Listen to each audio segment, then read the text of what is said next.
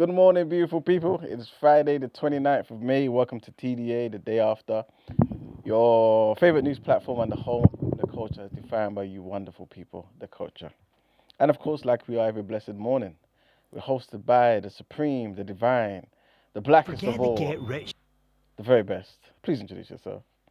Christy, Queen of BOE. Come on. The hairdo's still fresh. See how long it lasts? And they call me E-Man, the pro-black activist, TDA producer and news analyst, melanin jam-packed. Brent, you in the building?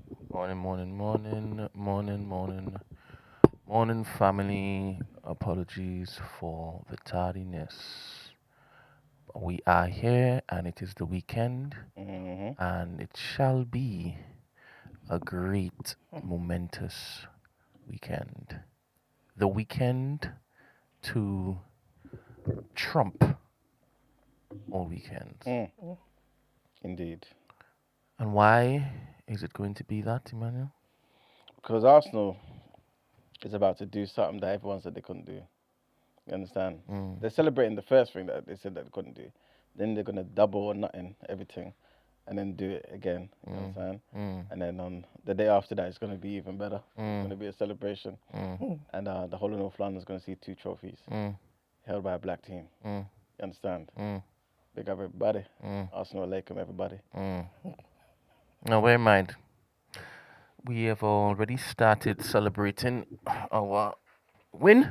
And Mel has already provided some of the refreshments. Big up Mel the Baker, guys. Again, go to mybaker.co. Yes. If you were like me a few years ago, you would have thought the .uk is missing. It's not missing. It's just mybaker.co. It's easy to remember, guys. You understand? She's phenomenal. You guys have seen it. You guys have seen us reacting in real time. You know what I'm saying? I always go back to the Biscoff.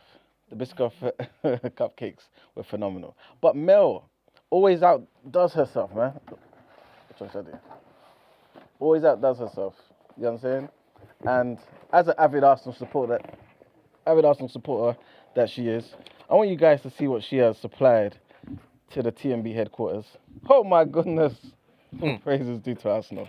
This is amazing. This is amazing. Guys, red velvet, guys. Arsenal colours. You understand? You should have given E-Man this one, not me. I'm gonna hold this up. No, you have to. You understand? This one is... Chrissy, do you mind holding up the one that you got there?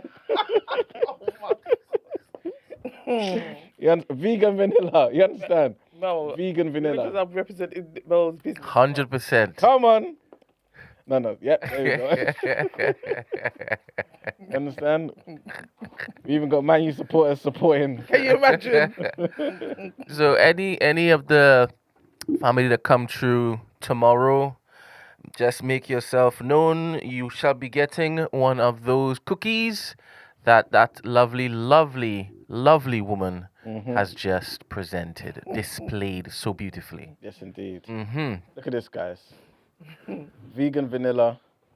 You also got the banana right there, you understand? Seen the red velvet, you know what I'm saying? The home away, the home colours. And of course, Christy showed the badge. You know what I'm saying? The badge of honour that only Arsenal can wear at the moment.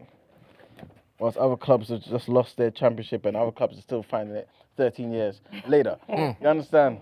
Big up Mel the Baker. All the time. It's going to be an interesting game. It's not going to be easy for either side. If you think PSG are just going to roll over Arsenal, you have got a surprise coming. And if it is that you think that Arsenal are not going to have a chance of winning, you've got a surprise coming. I'm telling you. But I have a good feeling. I have a feeling. Yes, indeed. What's supposed to go again? Tonight's gonna be a good night. Yeah, that's... Tonight's gonna be a good night. You know, Christy don't know the words. It ain't been a good night for a long time. It's 13 years. You understand? I'm sure she had a good night yesterday. When up I saw that hairstyle, Big up I'm like, Christine. 100%. She's getting in. 100%. There's nobody in life that sees the hairstyle is not going to say, hey, can I chat to you for a second? Come on. Can I chat to you for a second? You know, back in the day, it used to be my size. Hey, my size. Yeah. My size.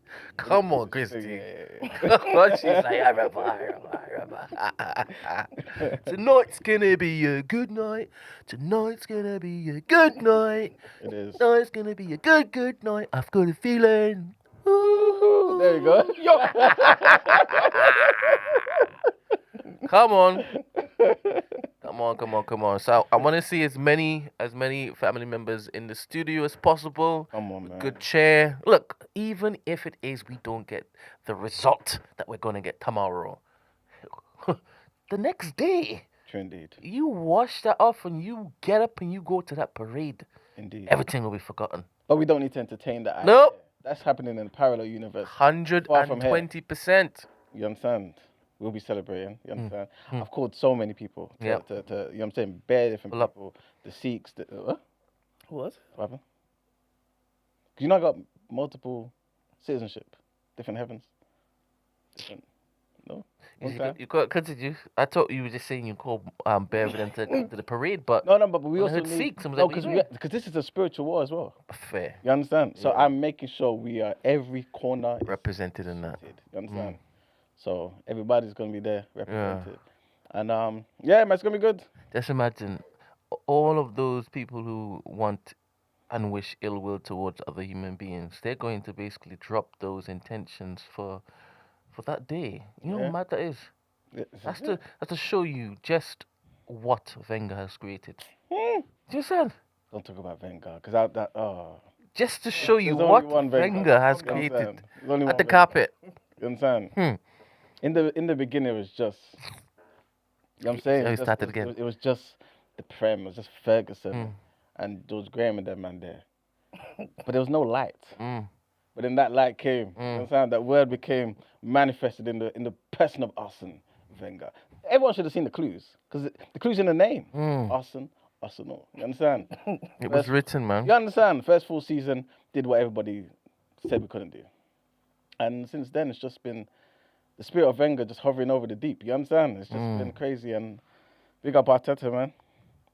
The prophecy has been fulfilled. But it is so interesting when he touched down at Highbury. Obviously, the atmosphere was very different, very close to the pitch and whatnot. Indeed. It's crazy, wonderful. But then he was like, as we grow, our ambitions need to grow, and the only way we do that is if it is that we have a bigger stadium. It was Wenger that sat them down and said, "This can't continue, not with what I want to bring to the team, to the culture, to the universe. We need a bigger space." Yep. And he said, "We will need to go through many years of drought until See? it's time." And they said, "Look, we trust you Yeah. because we've seen miracles before. 100%. We've seen you. Yep. We've seen you performing miracles. So we trust you it. implicitly." Yep. So he said, "But there will be a time where you'll forget that I said there will be drought, It's true. and you all will become hostile towards me." Yep. You understand? Mm-hmm. And they did. They forgot. Obviously, some of the people who were there in the meeting, they got bought out and they left, right? So it was easy for the new ones to forget, you know. But yeah, he didn't complain and he didn't remind them. This is it. Didn't he? Said, "Look, I'm willing to go through this because I know who's coming next. I know who's coming next." The thing is, at that time, Arteta was just in the midfield, just playing football. Oh my God. You understand? He You didn't know even what I'm know. saying? He didn't know. He didn't even know. But under the tutelage of Wenger, that's how it was awakened. It was awakened in him. This is it. It was crazy, man. Did I say awakened? It's okay. Very mental. It's okay. Very mental. It was awakened in him. Very mental. So cometh the time, man. Cometh the man. Yes. Yeah. So yeah, man. He opened his eyes. He saw Daddy Wenger, Come on. and he said, "Teach me." People think it was Pep. Oh, come Under on. Pep's Get out of tutelage. here. That no. No. No, in fact, Pep had to ask Wenger for the privilege Indeed. of having Arteta teach Yep. him what he knew. Yep. Do you It's a fact. understand? It's a fact. Wenger said, "Look, I'm going, but Mm. the only way my child, my son, is going to earn his chops Mm. is for him to dethrone you at the Mm. time of my choosing." Yeah. Do you understand? Yep. You saw the video after the game. You saw him sat there with a The a wine. drink that he never drinks. Yes. Do You you see what I'm saying? understand? The symbolism. Symbolism is crazy. You know what Jesus did Oh my with the goodness. wine? Telling you. You see what I'm saying? You guys are not ready. You guys are not ready. It was written. It was written. We just piece it together Ah, for the blind I'm telling and you. the deaf. Come on, Arsenal. Oh man. Tomorrow is gonna be a glorious day. Yes, indeed. Tomorrow is surrounded by family, whilst it is that we celebrate champions. Mm-hmm. Oh, I wish you could feel the way we feel. You're not even listening. No, God damn it. I'm really not. I'm tuned out. Eat a cookie.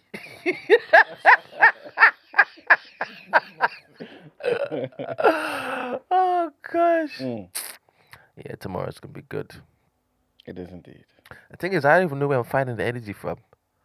I just don't know where I'm finding this energy Mm. because I'm tired. Yeah. I am tired. Mm. Somebody sent me this clip. I thought I'll play it in your presence, Emmanuel. The global impact, the combination of the two make life ever challenging and ever exciting.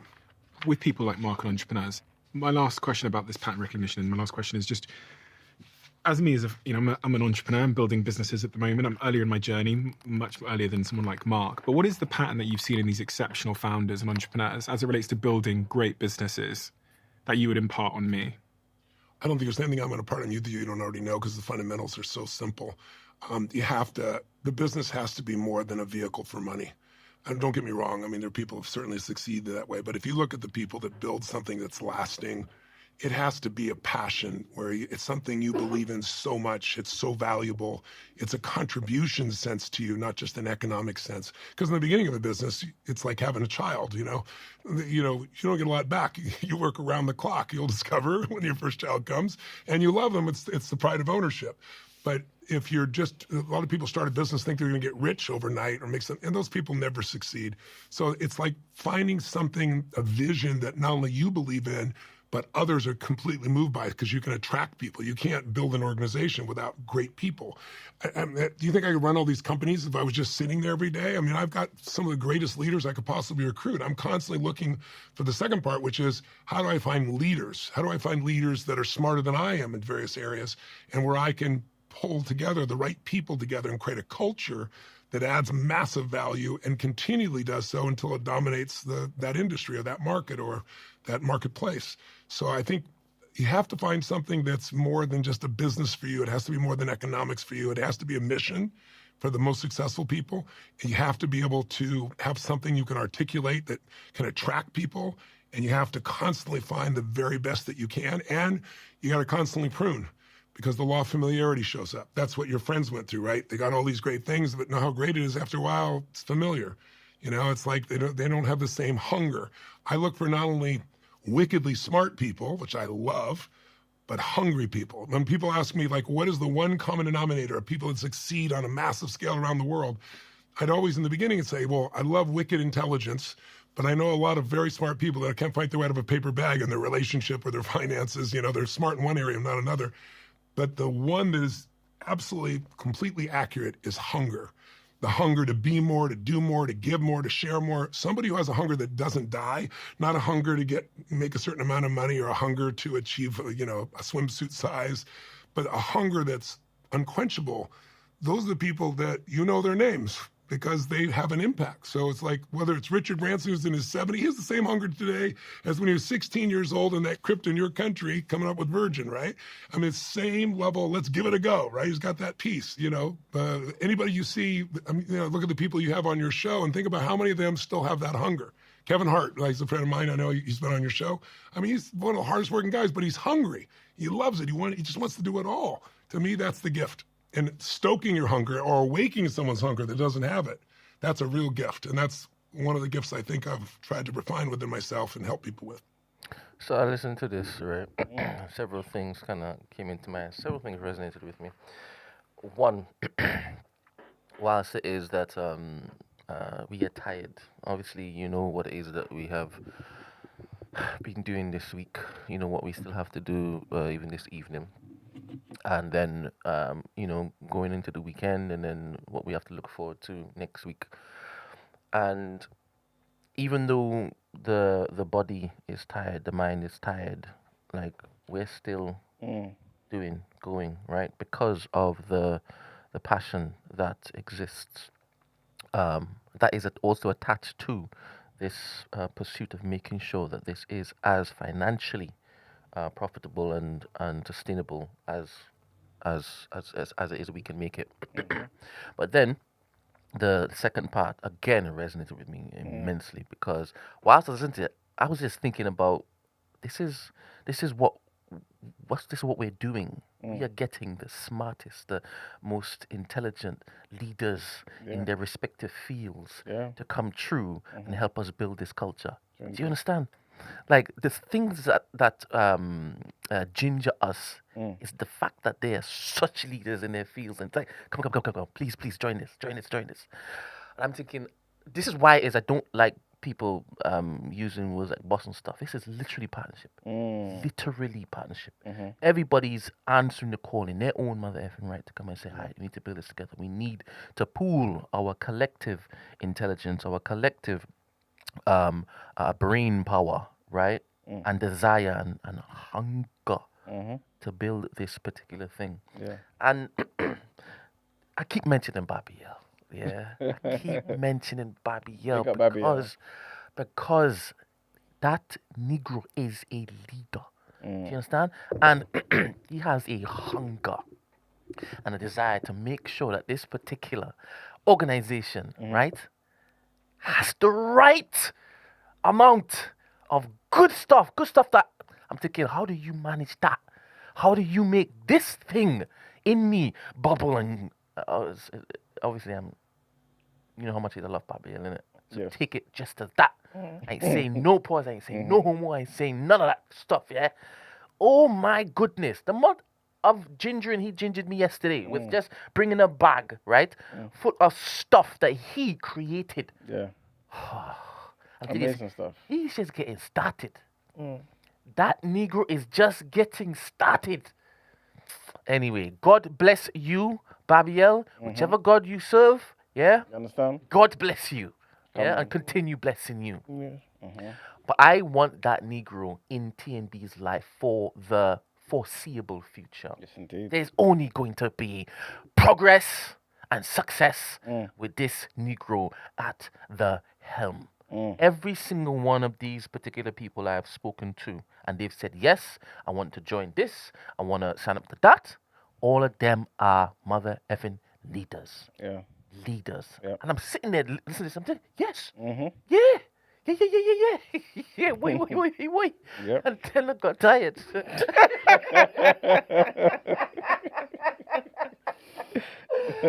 I got tired.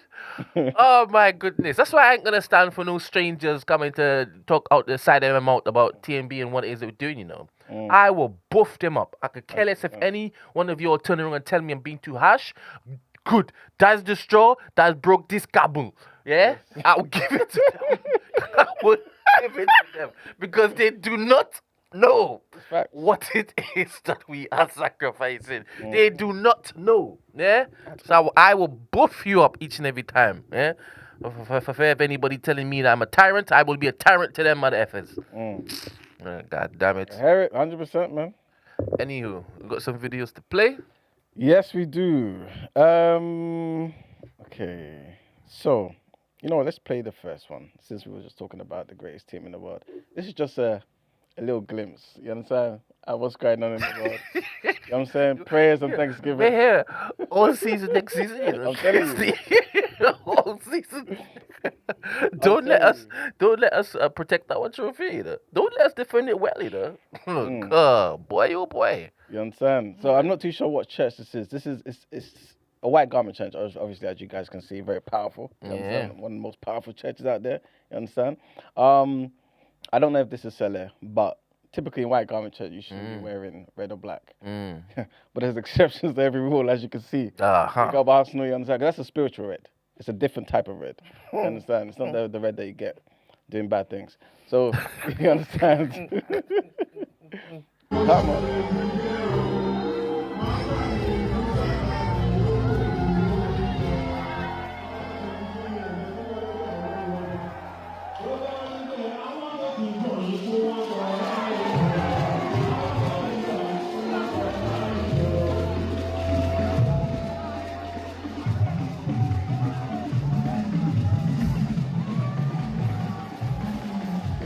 Yeah, Oluwabek says it's caribou. Yeah, so the white. K&S, isn't it? Yeah. I thought so. Yeah. Because they're barefoot? No, it's the same. So that is, we don't wear shoes. But it's slight difference.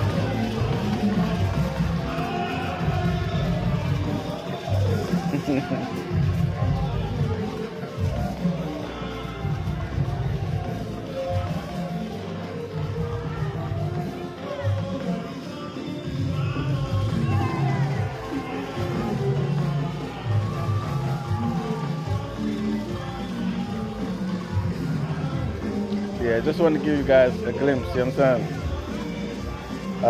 Yeah, like Oluwabek said.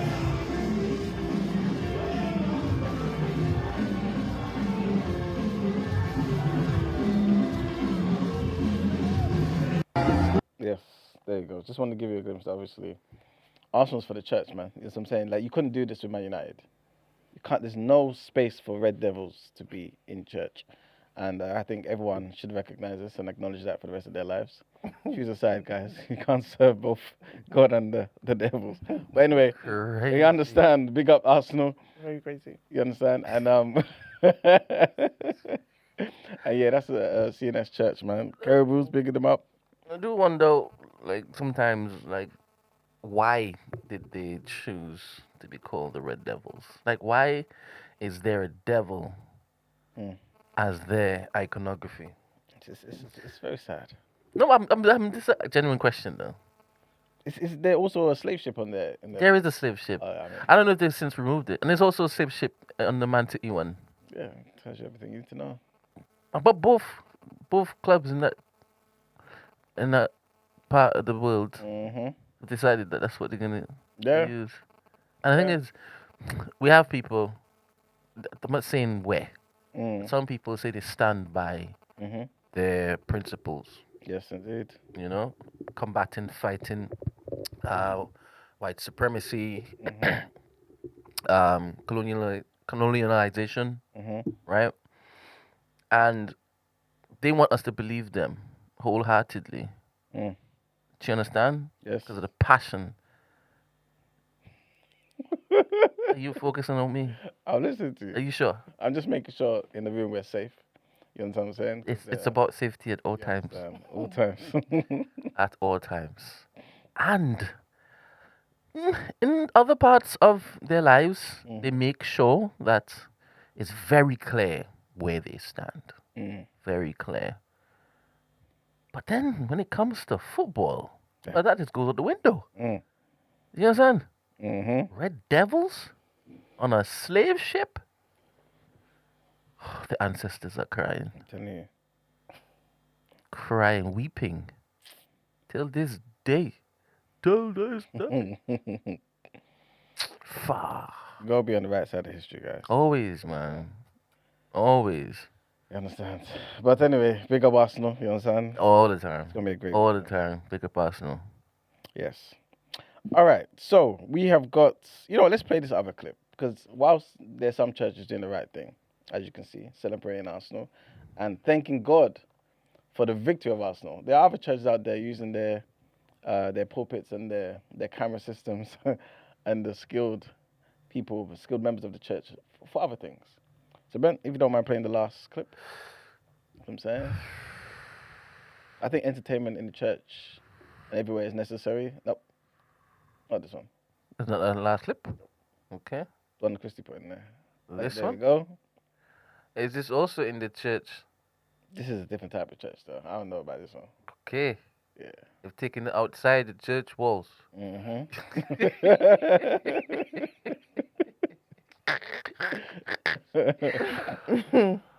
Oh, I'm so tired. Let's see what we got here. We've got a body of water, and we've got some men inside of it.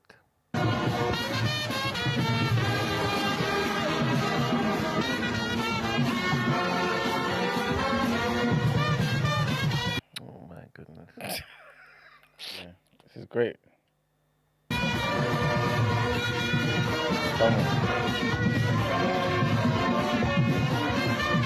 Oh, okay. Oh, look at him. This is why I don't like watching full videos, because I'm as surprised as you. This is why. Why put this out? Go put this out for people to watch when that happens, yeah? Do a retake. Oh, man. Oh Do a retake. no, I'm just. In all seriousness, because that's foolishness. But no, in all seriousness, do people not? No, generally, are you not fearing God? Because I don't get this behavior. I don't get how you're playing so lightly with things that you would go and do this. You already failed that the arc. I don't know where your arc is. Didn't even finish it because it's the same culprit. Damn. It's the same culprit that was building the arc. I said, you know, when there's a whole thing, they were saying it was the end days. Yeah, 100%. They had the date. Yep. I don't know where he got to with his arc. Damn. And now you've come to do the parting of, which is not even the Red Sea. Not even the Red Sea. You imagine. Like, I'm just, It's a damn shame. no, like, why do people just not, I just need to understand. Because I put them in the same category as people that just like to fling God into things. And God didn't ask for nothing. God was minding his business. He actually was. He don't put me in things. This, I don't get this. Like, I don't get how with just good conscience you can just come and be doing all these antics. And not actually, that's how I'm just thinking, then to me, you're not serving him. Like, this is just, I don't know. I remember asking you if you believed that happened, and you're like, not necessarily. To me? Yeah. I mean, I think it's possible. Of course, I know. But it's also, we're going to go off a tangent, but it's also texts that speak to it being the Reed Sea and not necessarily the Red Sea. So it's more so like a marshy sort of land, innit? So them passing through, if you take it in that context, would have been, not to say it wasn't impressive, but it's still something that's different to water parting in the entire area of the Red Sea. Do you know what I'm saying? So, yeah. And is it the Egyptians? What do you mean? Who came after them? Who's chasing them? Egyptians? No. Yeah, It was yeah. Egyptian. Yeah. So didn't they die also in the story? Yeah. Yeah, they water. perished. Yeah, the water just. Engulf them. So Yeah. when you talk about the marshes and stuff, what are you talking about? Yeah, so it could just be that obviously they maybe die from different things after going. Alligators and stuff. I don't even know. I'm not taking that under enough study. You know what I'm saying? But I'm just saying that there is another interpretation that the actual text is not the Red Sea, but the Reed Sea. That's what I'm saying. So. Okay. Yeah, that's true. Madness. But God could do anything, man. So this wouldn't surprise me. Yeah. All right, cool. So Yes. obviously he fell. Oh no, actually, but if you play it, he actually does it. Okay. That was it. Oh damn. Hoping for the best. That's where the loop comes. Maybe Shipra did him dirty. Maybe. Because they would want to see that black man fail. You understand? Yeah. Oh I man. don't. It's a damn shame. Oh. People are just doing all manner of it. I feel like we're at a time where it's just anything goes. Mm-hmm. It don't matter the line. It don't matter. It just anything. It's just. I feel like we're deteriorating, or is it? Or I'm just adding 20 on 10. What's the difference between my lies and his lies? Whose lies? This guy. But I guarantee you're not going to the Buddy Beach to come and try and park. But all we're doing is kind of comparing like sins, isn't it? Mm. And I don't taste sins, Mm. right? Same. Yeah, I don't. It makes me a regulated human being.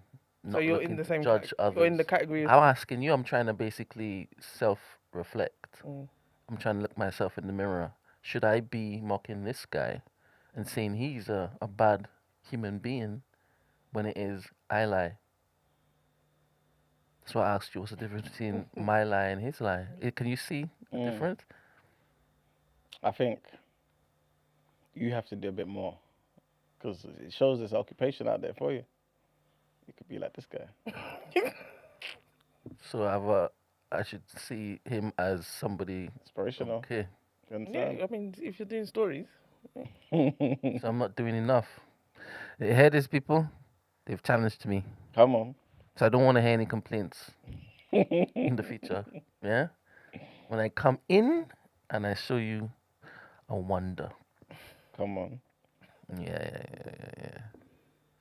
Fair. All right. Cool. All right. So there was a clip here, the clip that you put up prior to this one. Mm-hmm. Our Ghanaian brother who's going to comment on it. Again, like I do, I don't watch the full videos. But the first part is important because yesterday we spoke about Ghana doing their part. You need to stop admitting that. Why? Because one day. I like to enjoy the show like you guys do. You understand? So I want to be part of it. You understand? Okay, Mr. Producer. Thank you. And remember yesterday we were talking about how good the Ghanaian government were to go and help its citizens in South Africa who are being oppressed who don't feel safe. You know what I'm saying? They want to come back home. So we have a clip, man, that talks about that. Response was not necessary because it now creates an impression that we are all like that when it is certain section of our society that needs to be contained by law enforcement. And one Ghanaian lady was saying, you see, the problem is, and I wouldn't have taken this option. The problem is we're being beaten in front of the police and the police are not doing anything. That's the problem.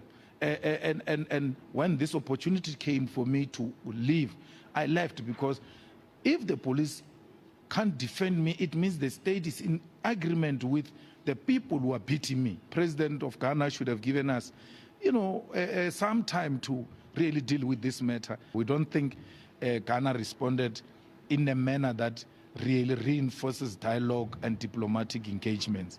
It actually creates a very bad extreme. What's your guys' thoughts? I don't get it. Do you agree? I like his accent, man. I normally agree with him, but I don't get saying give them.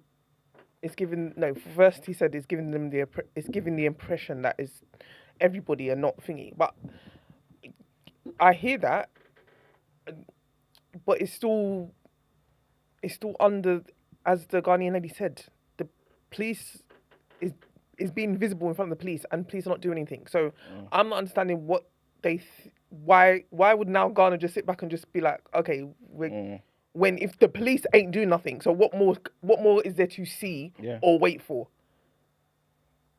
Maybe if the police were actually acting and defending or actually stopping these, then I can be like, okay, yeah, maybe Ghana can like slow down a bit. But if police and law enforcement are not doing it, and as she said, that to me that means you are in agreement. You don't mind that this is happening. Or do you feel like it could be like what Nana was saying to us yesterday? That granted, people's lives potentially could be, you know what I'm saying, at risk of being harmed and things of that nature, but about offering grace. South Africa is a government that isn't, I guess, like a lot of African governments, if we're being entirely honest, not necessarily the most efficient. You guys know my opinion anyway. I don't think any government's efficient, but particularly back home where things are still being sorted out, there's certain issues, right? Should we have potentially extended some grace so that it doesn't look like the two countries that are loggerheads?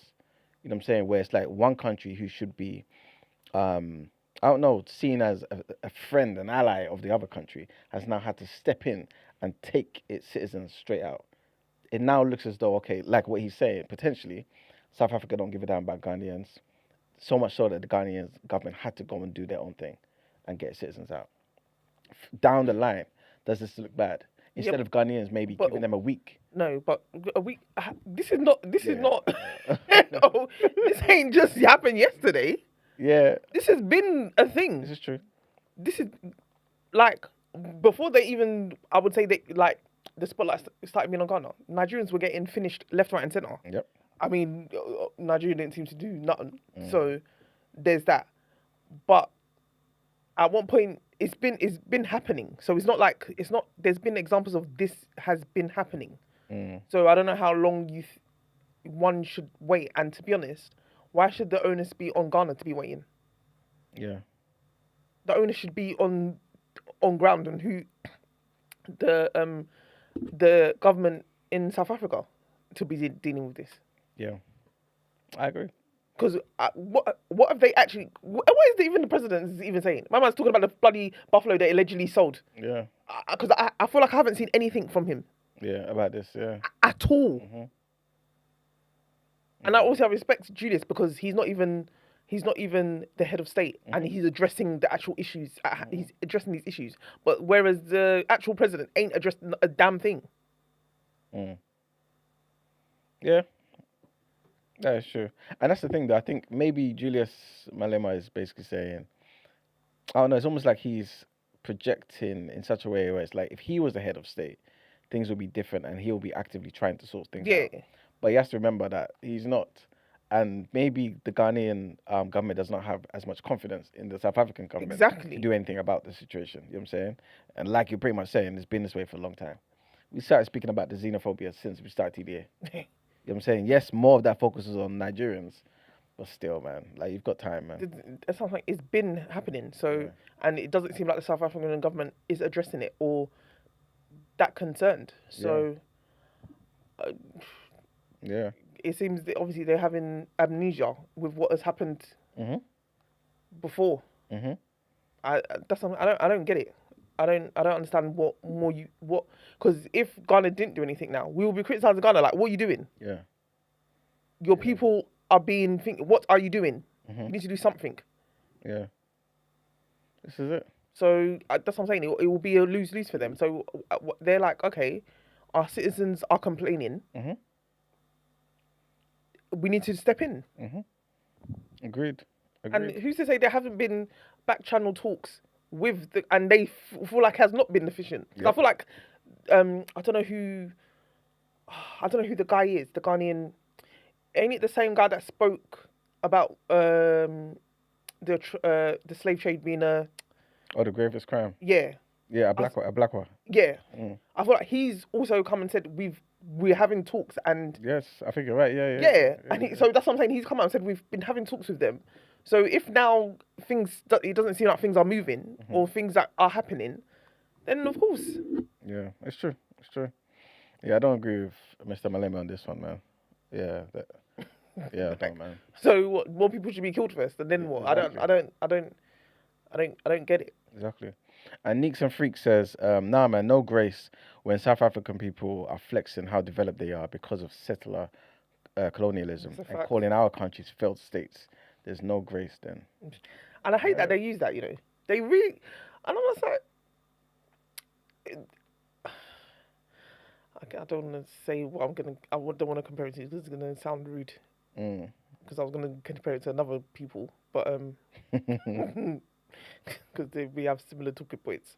But I'm just like when they say that, and I'm just like, they big it up, and no one obviously they're bigging it up. But I'm just like, it's happened for a reason. Like I'm not like people, because when people talk about Africa, they'll be like, oh yes, South Africa is so this and so that, and I'm like, but then you only see them in the white parts Yeah, that's true. when they're talking about this. Yeah. So then it begs the question: if they weren't there, would it look like that? Or like, to me, that's an indictment on the people. Well, not just, because remember, they've done certain things in those particular areas for a reason. And they've separated themselves from black folk. Yeah, that's what I'm saying. Yeah. But so that's not something to be bigging up. Because essentially, they're even stopping you from Yeah. that. I don't get it. And then, like I said, I feel like the South African government to me has been very quiet to me.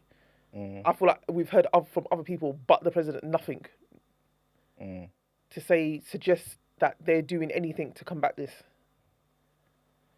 It's a shame, man. It's a shame. We've got one more. No, in fact, yeah, Brent, let's play what our good brother says.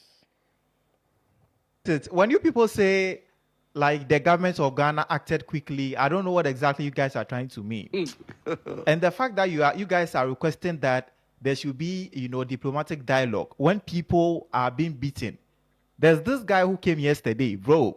This guy took off his shirt, and if you look at the guy's skin, the only crime this guy committed is that he saw a South African stealing from someone and decided to alert the person to be careful. That be all. Like, you guys literally saw people doing this particular thing for years now. It's not like the first time South Africa is behaving this way. It has been going on for a long time, and they are known for doing some of these things. I mean, Malema is one of those people where they make sense in South Africa, whether you like it or not. He's one of the few people you see making sense in front of a camera. I mean, for this one alone there, I disagree with him. I'm telling you. Because I don't know how long this thing was supposed to go on before you people wake up and defend people, like foreign people in your country. You see a video, South Africans are looting from people just because they are foreigners. And police will be there. Don't say anything. All these things, you think that Ghana should have waited. Why? And to make everything worse, they were Are they taking that Coca-Cola machine? Oh my gosh. Yeah. even alleging that the Ghanaians that came, only 10 of them were legal, not knowing about 80% of them, all of them were legal. Only 20% of them were illegal. And I'm sure they were the people who were pardoned from the prison. Now you dear boko boko boko. All the people that are there in South Africa, let them come back to their country. From there, you see the way people treat you people, South Africa. The Ghana response was not necessary because sad, it man. now It's sad. But anyway. I really want to know how widespread this is. It's widespread enough to me. Really? Yeah, I think so, man. Because Julius is talking about it. No, because it's been spoken about for years. Is his so- name Julius? Yeah, Julius Malema. Okay. It's been spoken about for years, man. You know what I'm saying? So, But isn't he also saying it's just a small group of people? I think in comparison to the whole of South Africa, and the millions, the tens of millions of South Africans, of course. But that's like any issue, though, anywhere around. So how when he says small group, what does he mean then? No, but you've got to compare it to other issues. You can't compare it to the population size. But you Nothing just ever did. happens like that. No, I didn't. I'm saying compared to issues that you would say is an issue. It's kind of like talking about ICE. Everyone said ICE is an issue in America. Is ICE really an issue compared to the 300 million people in America? Yeah, but No, it's not. Because how many people died from ICE? wait. I'm trying to explain as to why it was an Okay. issue. Because it was law enforcement that was doing it. It was directions from the president. That's what I'm It's talking very about. I'm different. talking about numbers. How many people have died or been beat up and seen on camera compared to the 300 million people that are in America? That's what I'm saying to you. You wouldn't compare an issue in the country to the population size of people who just So mind are their you business. arguing that this is a massive issue? I'm saying Because it's- this Julius, in the first place, because we've been seeing videos from him, you've been showing it. At the beginning, he was saying this is not big. This isn't as big as social media suggests. in a different clip. Yes. Yeah. But you played it. Yeah, I don't know, a couple months ago, maybe? Yeah. Maybe even Less last than that. month? I think so, yeah. Yeah. So now you are trying to convince me it's a big issue. I should not listen to him? No, because I think it's about context. He is, I think anyway, saying compared to what's happening in South Africa, people that randomly just living their lives and all that sort of stuff, this is not something where it's like every South African is going out there trying to, you know what I mean, kill people. This is not like 1994 in Rwanda, where literally families were going, everyone's getting their cutlass and just killing people, and 1 million people died. It's not that. We know. I'm saying compare issues with issues in other countries. The same issues that you say is the issue, like you were saying ICE, and how maybe a handful of people are being killed, or you see it on certain things like that. That's still something that you say is something to talk about. It's still bad. That's the same sort of thing, I think, the same sort of scale, I think, in South Africa. That's basically what I'm saying. You know what I'm saying? It's not the entire country. Huh? How do you mean it's the same sort of scale? Where you might see, where the sentiment is in the air. It's in the air that people don't want these people here. And every now and again, you get somebody coming and disrespect somebody in their shop, pull them out in their shop, call them this foreigner. Da, da, da. It's something that seems to be pervading certain areas of life in South Africa. But it's not a wide scale thing where everyone's leaving their house to try and kill people. But remember, we saw protests the other day. We played the clip, but protest requires numbers. You know what I'm saying? So, question: would you compare it to Tommy Robinson's movement? His angst and frustration. I don't think they are as organized as Tommy Robinson's one. So I wouldn't compare it, because Tommy Robinson, at least his one is, I don't know about the numbers as well, but his has been going on for years and it's been organized. I don't think there's an organized person at the helm in it who's saying do this and let's do this and let's do that. I think it's a bit different. Okay, so the only difference is the organization. No, but that makes a big difference, because then it's like there's a group. We are now called so-and-so, and we're going on this day to do this, and we're going to do this, and we can do it for... Remember, when you have organized... There was a protest the other day. Yeah. But I'm saying... And you weren't talking about Tommy, you were talking about... I'm talking about... I'm not trying to antagonize you. I'm just listening to what you're saying. I'm trying to make it clear, the comparison. With the protest, yes. Does that suggest organization? Yes, but it's not. This is why I said to you, there's no somebody that I'm aware of that's at the helm that's doing this, like Tommy Robinson. That you're aware of? Yes. Then that's where we should stop then. All right, fine. Because I'm trying to make your argument for you. What? Where you're saying this is a thing. Yeah. Right? And you're saying there is no organization. Yeah. And compared to Tommy Robinson. Forget about Tommy. Because if in the beginning I've compared it and you said, nah, I'm not seeing the organization, and I'm now pointing out that you said there was a protest, and a protest should and would normally require some form of organization. Yes. I'm making your argument for you. No, yeah, but you're it's almost like us starting a protest today, and they're saying, yeah, we're as organized as Tommy Robinson's group. No. No, but that's why I'm making that comparison. No, because I guess there's now a progression of growth. That's what I'm saying. Because, what are you saying? That's the reason why I say it's not like Tommy Robbins one. Because that growth, that progression of growth. How did Tommy start? Oh, yes. All right, so this could be the embers of a Tommy. I could care less about Tommy. Yes. I just wanted to know if it is that you thought the scale Yeah. of unrest Yeah.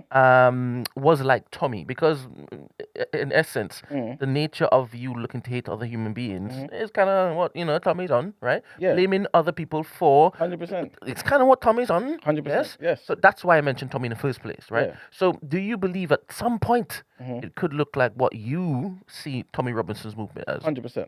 So you're seeing the eventuality.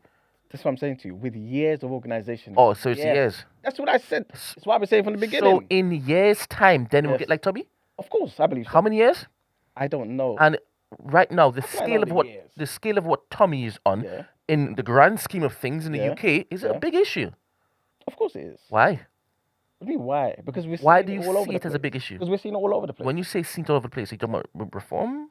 Media, he's in the media all the time. The leader's in the media. He's talking about movements. He's talking about particular things all the time. This is why I said to you, there's a difference between somebody being at the helm of an organization and talking almost like this is a real political movement compared to people coming together and saying, yeah, we're going to do so and so. All right, so you mentioned media, seen it all over the thing, because we're in this particular Yes. UK, so we can see the media space.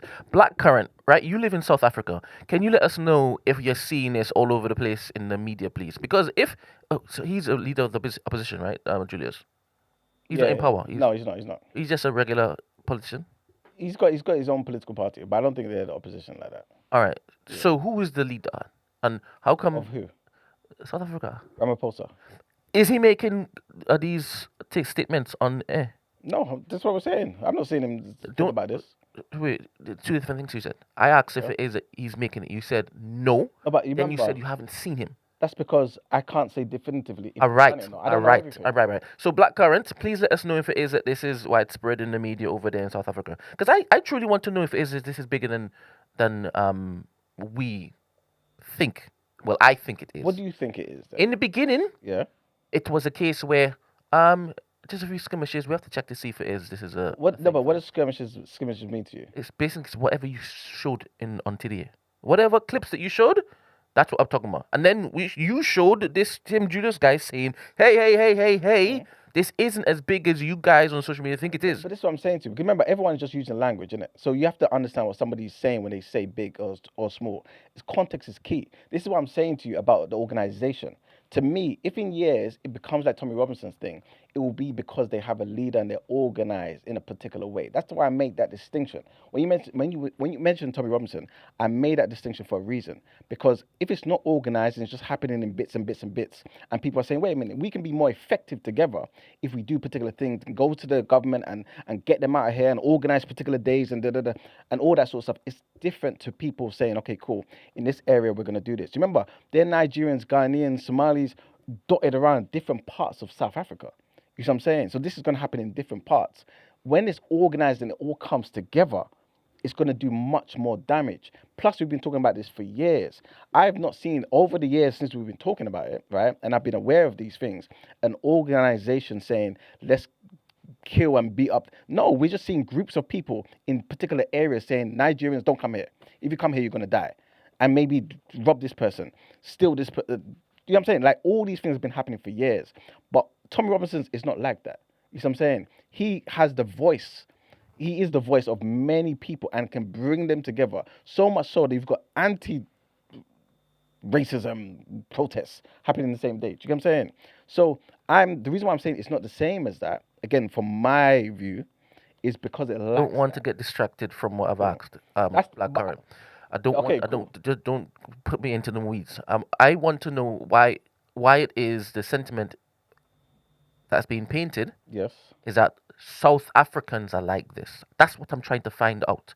If what he is saying is just a group, right? Or if it's a sentiment of many people who aren't speaking just yet. Because with Tommy Robinson, there are bare people who would think that particular way, but they're not vocal just yet. Until it is, there you go, the organization. And then you see people now turning up to protests, turning up to marches. Then you're like, oh, is this what you sat like next door as a neighbor? But this is how you truly feel. I want to know if it is it's the foreboding of the nation How can you now gauge that, saying, though? Like, what can anyone say to you to say, yeah, this is definitely the case? how did you gauge it with Tommy? No, but I need you to say it from your perspective. Because you're asking me based on Tommy. From your perspective, what can black Mama, I'm asking questions. That's what I'm saying. I don't know the answers to my questions. Hence me asking. That's fine, I but what want I'm to know saying to if you- South Africans, Yeah. in large parts or Yes. enough, Yes. right, actually feel the way that these particular animals Yes. are expressing But themselves. this is what I'm saying to you. To me, depending on who you're talking to, one could say that's not even the case here in Britain. Because Tommy Robinson, remember the amount of people. Don't that say made- one. I asked you and you said yes, it's a case. Okay. Don't say one. No, but again, You've depends already on who you're you've already talking to. put a line in the sand to say Yes. this is how a large enough part of Britain Yes. thinks because of the organization and the turn up to Yes, the but protests exactly, and whatnot. Because I'm comparing issue with issue. I'm not comparing issue with population of the country. Forget about the population of the but country. It's important for clarity and context. That's what I'm When saying you to you. said that it's a thing, were you comparing it to the population of the country? No. That's what I said. Forget about No, it. but obviously, remember, I'm talking, so people need to understand what I'm saying. Do you get what I'm saying? So when I'm comparing issue with issue, Who's like, people? I only want you to you- focus on me here. yeah, but we have an audience too. No. I'm the one who's questioning things. I hear you. So forget about the audience because you don't know Okay, how the audience thinks okay, until so it you is that you understand ask what a I'm poll. saying, though. So you understand that I'm comparing Which issue point? with issue. Because we talk about several points. Okay, but you understand I'm talking about issue compared to issue. What's the question you asked? So when I'm saying to you about, oh yeah, Tommy Robinson's thing, that's a big thing. You understand I'm not comparing that, how many people turn up compared to the 65, 68 million people in the UK. No, you're just comparing it to just how many people turn up. What do you mean? What did you just say? I'm comparing that issue. Yes. Tommy Robinson, how many people turn up? Yes. The sentiment of people that feel maybe similar to Tommy Robinson. Yes. Yeah? I'm comparing that to maybe another issue worldwide in other countries, issue with issue. I'm not comparing, because to me, it doesn't make sense to compare an issue or incidents necessarily, yeah, with the entire population of a country, because you can't deduce anything from that. This is why I mentioned the thing about ICE. We know ICE thing is an issue. It's a bad thing. Sorry, So you wouldn't say you it's an just said issue. just now you can't look to compare Mm-hmm. an issue in relation to the population of a country because it's not. It's asinine. It's foolish. Because of how big that issue, how small that issue Isn't that how is. you gauge how big an issue is? I don't see it that way. No. Talk to me. I'll tell it to you. So what I'm saying to you is I compare, for example, ICE and say this is a bad issue. Use Tommy, please. Okay, Tommy. Okay, sorry. Use the one that you want to use. doesn't I matter. can Either one of use them. ICE because I can still talk to Fine. this. So if I'm talking about ICE, right, and I'm talking about the amount of people that there's, suffering from certain things from ICE, What certain things? Deportation? killing, shootings, all them things that we've seen. Is ICE deportation do. involved in there? Because the 100%, killing and it's shooting part of is a dialed up version of what their directives are, right? Okay, cool. Just to remove their Fine, yeah. fine. The stuff that they are doing, ICE, that people have Yes. an issue with, to me, I say that's a bad issue because in my mind, I'm subconsciously saying, compared to other issues worldwide, how does this sort of scale? I don't necessarily say to myself, okay, cool, they're deporting 10,000 people, and I compare 10,000 people as a percentage to 300 million that live in the country. Because that's not how I would gauge an issue. I would gauge that, okay, cool. To some degree, that would be a reference point, but a bigger reference point is compared to the size of issues in other countries. It's a question. I'm trying to understand what the point of ICE, that ICE analogy was. Are you saying that you didn't see it as an issue because you compared it to other issues No, worldwide? I'm saying it is an issue. But what I'm saying to So you, I said ICE was an issue. okay, cool. In the beginning, I said it was an issue, right? And I said it's because of the directives. In the beginning, you said it wasn't an issue compared to the population of the flipping There you country, go. right? That's what I'm saying All right. to So do you think it's an issue compared to the population of the country? It's an issue, period. It's an issue, period. So you agree with me? I did say I didn't disagree. With ICE, yes, you did. I did not disagree. Remember, I with had you. to basically say, continue. No, Continue. remember, I'm talking about context. So Talk to me about the context. All right. So I'm saying to you, it's an issue, but it's not an issue because I'm comparing it to 300 million that live there. Yeah. Because if it was, then the percentage would be like 0.002% So of people. stay there. Yes. So comparing it to the population, is it an issue? Based on numbers alone, no, you wouldn't say that. I disagree. Okay, that's fine. But I'm telling you how I calculate compared to the rest of the world. Because of it just being seen as the embers, the start of something. Right now, you may not see it Okay. as an issue because there's 300 million people, and the 300 million people are not in jeopardy of what it is ICE is doing. Yeah. Because what ICE directives were, it's not for the 300 million people. It's for a particular percentage of those particular people. Right. And that's relative to the scale. Of course. So how come you can't see it as an issue, but I can see it as an issue? No, I'm saying it's an issue, but not based on that. I'm not using that as the factor. I'm saying it's an issue there, but I compare it as a reference point to issues other parts of the world. I told you That's how I to see it. just focus on that one point of the country. You've not gone back to the world again. Because that's how I have to compare. No, issues. It's a no. global issue. Just as you were talking just now, I told you Yeah. to stop right there. You said it wasn't an issue in relation to the population of the country. This is before going global. I told you to stop there and said, do you think this is issue? And you said, no, because of the facts, the stats. And I said, well, I see it differently because the 300 million people, that's not who the directives were to go on attack. No. It wasn't. It was a portion We're saying of the those same particular thing. people. We're saying the same thing.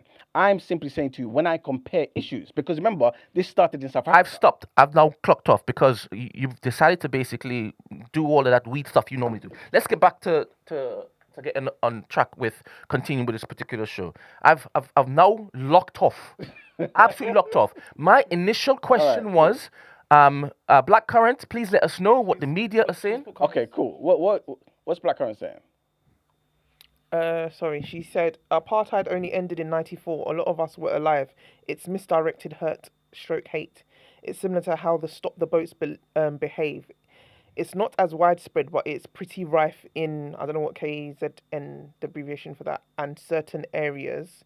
She then says there's a pattern with economic status of the groups leading these xenophobic protests, etc., similar to the UK low-income areas. So is there a lot of media coverage across the airwaves in South Africa? Because that's what I want to know. I want to know if we're just seeing these particular clips because some particular reporter has decided to, maybe a Nigerian or Ghanaian reporter has decided to ask a specific question, and this clip is what is doing the wrongs, or if no, the media is actually seeing this. Because with skirmishes, it could grow, right? So I want to know if South Africans, Newspapers and media are talking Yes. about it, outside of people around me or you on the street filming it. That's what you're saying. No, but okay, as well as yeah. No, but I just want to know what you mean, though, innit? When Yeah, you talk about the South African media. How here in this country we can turn onto Sky News, BBC, and they're covering Tommy Robinson's match, Okay. and they're talking about how it came about, blah blah blah. They're giving it like coverage, right? Okay. I want to know if that's happening. Also, I also want to know if it is that the prime president or the prime minister Yeah. of that particular country Yeah. is also talking about this, right? This guy isn't in power. No, But he's a man of importance, of course. hence him being asked this. And I've seen more times to be like, oh, he's important in South Africa, 100%. right? So I want to know. I want to know if it's bigger than we're seeing, or if it's smaller than we are basically believing. But I think this also goes into the whole organization thing that I was talking about earlier, because I think you may take it more seriously, you being the media, if this is organized and it's happening in different places and it's regular. When I say regular, as regular as maybe every few months, whatever, or 6 months, whatever it may be in it. But when it's not like that, when the unrest is in particular areas and police don't give it no light, and potentially that's the reason why newspapers are not giving it no light, it's hard to gauge. It's hard to gauge. You said it's been happening for years. That's what I'm saying to you. It has been. This is why we have to hear it through particular sources. You know what I'm saying? It's kind of like what. It's not exactly the same because this is happening in Nigeria, but like amongst Nigerians. When we're talking about the nonsense that was happening with the Fulani herdsmen and what they were doing to Yoruba people and stuff like that, innit? Like, you're not necessarily you're gonna see it in newspapers, but a lot of the footage that I've seen anyway is because people's on ground. Do you get what I'm saying? Like, showing you certain things and you're hearing it from this person and people who are on ground, independent journalists, and you know what I'm saying? Like, that's where you're going to hear a lot of it because there's a lot of corruption as well. There's a lot of corruption. From when the Ghanaian people are saying, oh, the police don't give a damn, to me that speaks to the hatred for Ghanaians, Nigerians, and all that sort of stuff, or the lack of empathy for them at very least. Yeah, it's not just a police thing. It might even be a media thing. You get what I'm saying? Some people in the media say, I'm not writing about this. You see what I'm saying? Fulani herdsmen, is that what you were telling us, that they're looking to displace people? They're killing them? What's the Fulani? Fulani is you know what? Remember, me and Esther were Is talking. it the nomads? Yeah. And they They burn houses they were and raping people, raping and all that sort of stuff. Yeah, and trying to basically infringe on Yoruba land. is this? Do we see any of this stuff? In what way, though? What do you mean? That's what In I'm the saying. way we're seeing these videos, That's do what we I'm saying. see that? Yeah, that's what I'm saying to you. What were you seeing? I was seeing footage on people on ground. It was in the news as well. When I say it was in the news, more independent journalists and stuff. So stuff that I would remember, you probably don't remember, but a few years back, I used to recommend a few people that that people could tune into and listen to. So they were more on the Arise ground. News was still speaking about Yeah, it. yeah, And of course. Arise News is actually a reputable. Even Channels Television as well. Channels as well was talking about it. Yeah. So it was there in popular thing, but I'm saying a lot of the footage that we were seeing and how in depth it was, and maybe the average story of, oh yeah, my grandmother suffered this and da. You might not see that on the news. You know what I'm saying? But people who are on ground, who travel maybe, I don't know, 100 miles up north to go and speak to people who are actually going through it So it's an a issue. bit more. Of course it's an issue. And is this Remember we spoke about this for years. Yeah. Is this issue organized? This particular these actions is it organized? I wouldn't say it's organized in that there's somebody at the helm, but there's something that is, they're protected, put it that way. They're protected by people high up. They're protected by the president, Buhari. They're protected by the Muyete Allah. They're protected by Gumi, the guy I spoke about maybe 2 weeks ago. These people who are communicating with the Nigerian government and allowing it to happen. This is why it got into TV. It's the reason why it got into there were so many different things. Like laws were put in place. Ruger was put in place to try and get these people to graze in particular areas and not infringe on people who've got their own land. You know what I'm saying? So it was big enough. So it wasn't organized. As in with one person. No, of course not. Because this is Think nomadic about life. one person. It doesn't need to be one person. Just instructions shared so that the meat is now well populated enough to carry out whatever they want to carry out. How did they organize? How did they know where to meet and to? But this wasn't like this. These are not people protesting. They're not trying to get I'm right. not talking about protesting. No, I know. But remember, when you talk about organization, you're talking about people trying to often appeal to governments for things. As in being organized? No, when you're talking about in this context, when we're talking about protests and stuff, right? We're talking about No, organizing. I'm not talking about coming protesting. together. I'm talking about the Fulani people. Yeah. Them going to kill and pillage and rape and burn. You said they were protected by the government, certain parts of the government, right? How did they know where to meet to then carry out their dastardly acts? I think it was more so that. I don't because want of you their- to basically look to tell me there was no sort of organization going on. No, but I'm not. If I'm it's not been saying happening that- for I'm not years saying and there's no organization. protection given to them, Exactly. there is some sort of order. Yes, that's what I'm saying to you. But I'm just saying that the organization wouldn't be one leader. It's Why more you keep so- saying one leader? I'm trying to make it clear. That's all. I know it's But I'm not. organized. You're trying to make clear what I'm not even flipping suggesting. Why Yeah, but you keep saying that? Because of obviously the previous reference point. You see what I'm saying? What previous reference? It doesn't matter. The reality is this, right? To me, of course, they were organized to some degree, but I'm trying to make a distinction that this is not a political group. These are people who are nomadic by nature. Did I mention it's a political group? No. Why are you telling me about this? Why? Okay. Why are you talking about organization? To see if it is that, with relation to what you said with the Fulani people, Yeah. if you're saying it's been happening for years, it's on Arise News. Yep. Channels. Yeah. Yeah, so it's a thing. Of course. And in relation to the population of Nigeria, it's a thing for you. Of course. And if that's the case, But not just the population of Nigeria. Also compared to populations elsewhere. Do you get what I'm saying? I'm going to lose my way. Let's continue the show, please. All right, it doesn't matter. We've got one more video to play, right? And this is about Malcolm, yeah? So, when we were speaking before about Malcolm X, remember his birthday was on the 19th, yeah? A lot of people always claim Malcolm, oh, he's this, he was a Sunni Muslim, he was this, he had these particular views. The Malcolm they like, yeah? But this guy puts in perspective. I feel like I've said this on the show many times, but who do you actually like when you say you like Malcolm? You know what I'm saying? What type of Malcolm? You know what I'm saying? So that's basically what this clip is about. Who say they love Malcolm X actually love Elijah Muhammad, because until the very end of Malcolm X's life, everything he says by his own admission is on behalf and from Elijah Muhammad.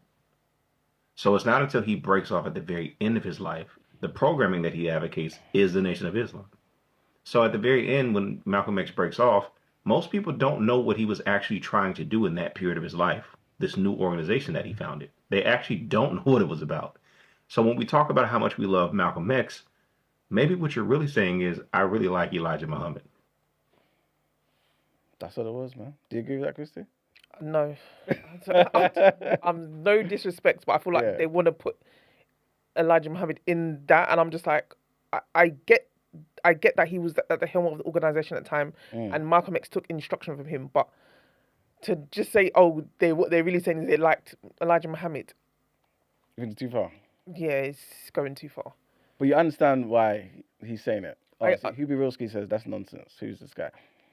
By the way, I don't think this guy, he's not part of the nation or anything like that, innit?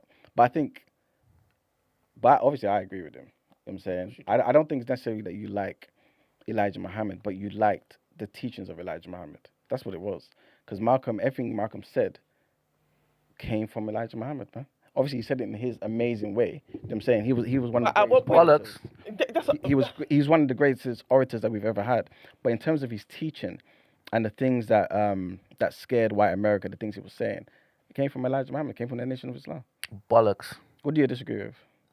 Because to me, what I'm now hearing is it's now to me, and I don't think you're doing that, but to me, it makes the output like Malcolm X had no brain. Oh, no. And that's what I'm saying. he was just puppeting stuff that was fed to him.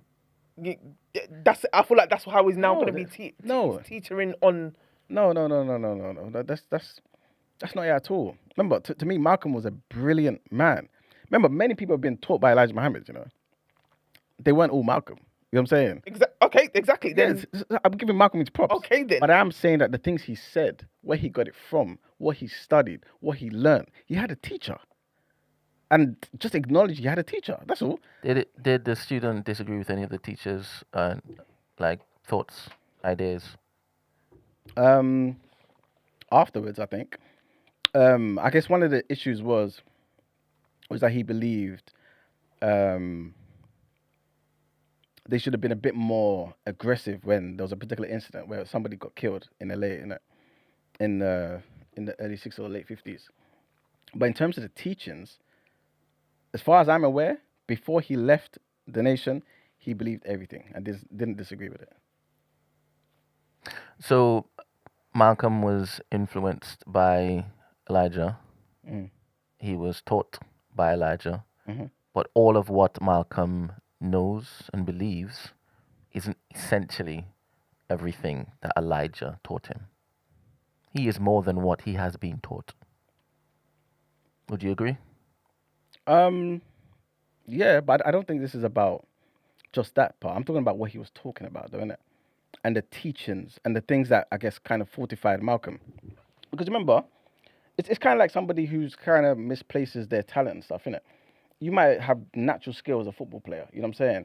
But until that coach teaches you and spend time with you and molds you to take the game seriously and do this and use your body to do this, you might not, you know what I'm saying, like be the best of your ability, especially if you're playing a particular style of play that could have only come from that particular coach. You know what I'm saying? That's what it is. Yeah, I like Malcolm. Yes, I don't get. Not interested in Elijah Muhammad. Okay. Yeah, I don't get Full stop. what he's saying. Oh, who do you like? Which I don't. You know what it is? I think it's I don't get it. basically all it is just the case that I think, and I don't know the guy in it. I think it's just a case of somebody saying he's recognizing that a lot of people love Malcolm X, but do they know Malcolm X? And if they knew Malcolm X, the part that they loved the most about Malcolm, where did that come from? That's basically what it is. I say it every now and again on the show, innit, that I see a lot of Sunni Muslims like, oh, Malcolm, yeah, he was this, he was a Muslim, da da da da da. But that part of Malcolm was less than a year of his life. You know what I'm saying? Less than a year. He was there speaking publicly, doing so much prior to that. He was Malcolm X. The fact that we even call him Malcolm X shows you the influence of the nation. This is wonderful. This is wonderful. Because I feel like I've asked you before, but Malcolm also spoke about what other issues and stuff? Africa, like who took, like basically referencing to Africa or not. Yeah. Was Elijah Muhammad doing that? No. So that's what I'm saying.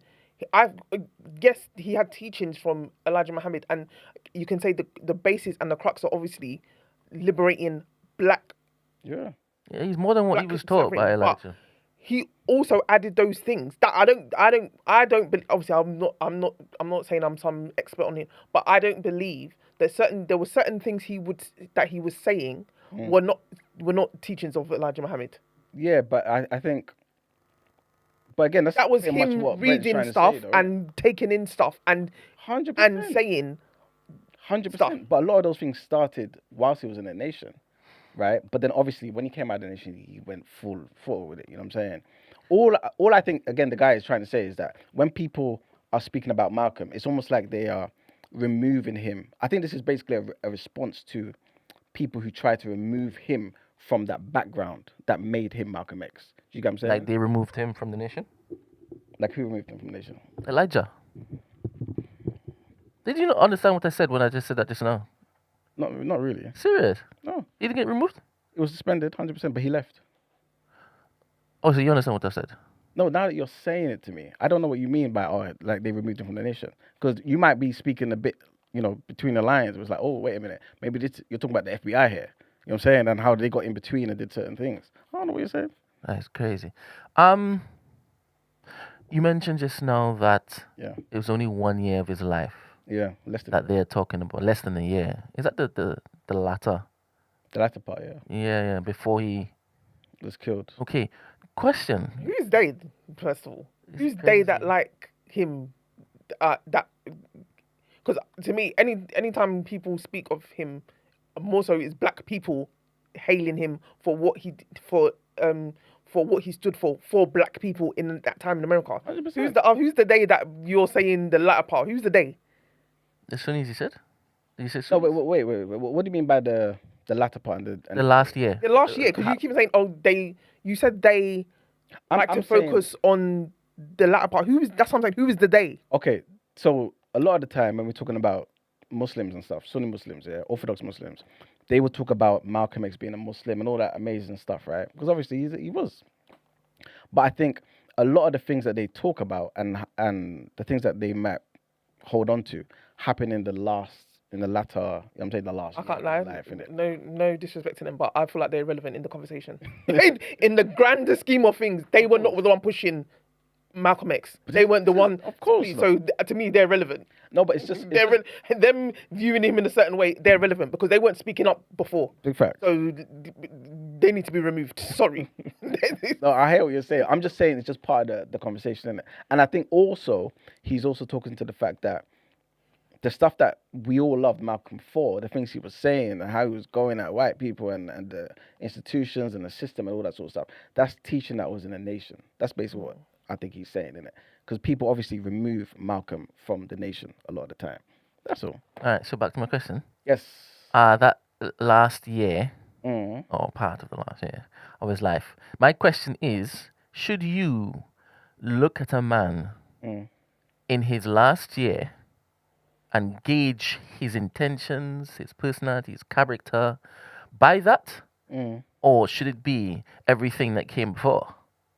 I think Because you just made a distinction of it last year and all the rest of the years before. I How don't- should you I don't think you should separate them. see a man? I don't think you should separate them Interesting. because everyone's made up of influences that from when we were kids. Why I'm asking this question, right? Because how you framed it. Me, I would take a man or woman as they present today. Right now. I wouldn't look at their past sins. Yeah. I wouldn't look at their past failures. Do you understand? The only bad things, would you look at their past goods? I would take the goods. The past good. Yeah, I would take the any goods that has still present in their last year. 100%. That's you, right? If it's not present, if you shed all of these particular bad things about yourself, no, why am I looking to reference it? Yeah, I hear that, and I think that's good. But why did you take the good from the past and say that's still present? Why is the bad also not present? If the bad is still present, it's not the past. It's the Okay, present. cool. So if the good that was done before is obviously just maybe a good thing that you did for years, but maybe you stopped that particular thing, do you still bring that into the? Give me an example. Oh no, you started an organization. I'm just trying to think of something. Started an organization maybe 10 years before, did well for 5 years, no longer do it. Right. Do you still factor that in the now? The good? Yeah. That was done back then. Yeah, because that organization could have birthed you, and you've gone on to something wonderful. Okay. But couldn't the bad have birthed me and me? Then Is it still present today? The bad? in the same way that organization could have been? You see what I'm saying? That's all I'm trying to say is maybe it's just you maybe giving grace, isn't it? So it's like a situation where, okay, past bad is different to me as past good. You see what I'm saying? Yeah, I think I am giving grace. Why would I look to hold people to their failures or their bad deeds if they don't look to basically do that today? Why would I do that? 100%. But I'm basically trying to say that because it almost sounds as though you're trying to say that the past doesn't matter, innit? You see what I'm saying? But I'm trying to also see. No. It's how you phrase what you phrase. That's why I asked you the question. Okay. You said that they keep on looking to focus on who he was right before he died, and they're not looking to focus on who he was before that last year. Okay. You made that particular distinction about that those two periods. The period before the last year and then the last year. Okay. And I'm thinking, why did you do that? Isn't his last year where is that he would say, this is how I'm presenting myself today? There's been growth. Yeah, but I guess for me, I don't necessarily see them put a chasm between the two. I feel like all the past parts also add into it. Your failures, your good, all those things are the lessons that make you who you are. Do you know what I'm saying? That makes you improve on particular things that you do in the now.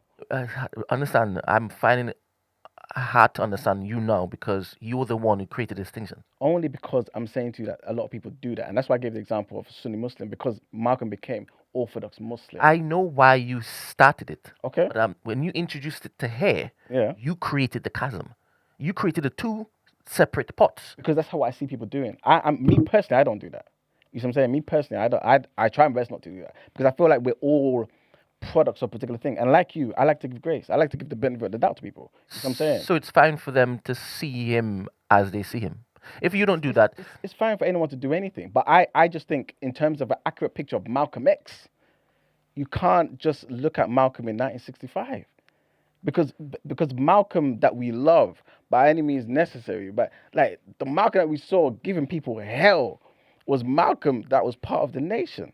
So if it is that you are completely separate, I'm basically almost saying I think it's kind of impossible to separate him, but yet people attempt to because he converted to so-called Orthodox Islam, and because he did that. That's your issue. Okay, so in the last year he could converted to Orthodox Islam. What's the difference between Orthodox Islam and what you're saying they should factor into?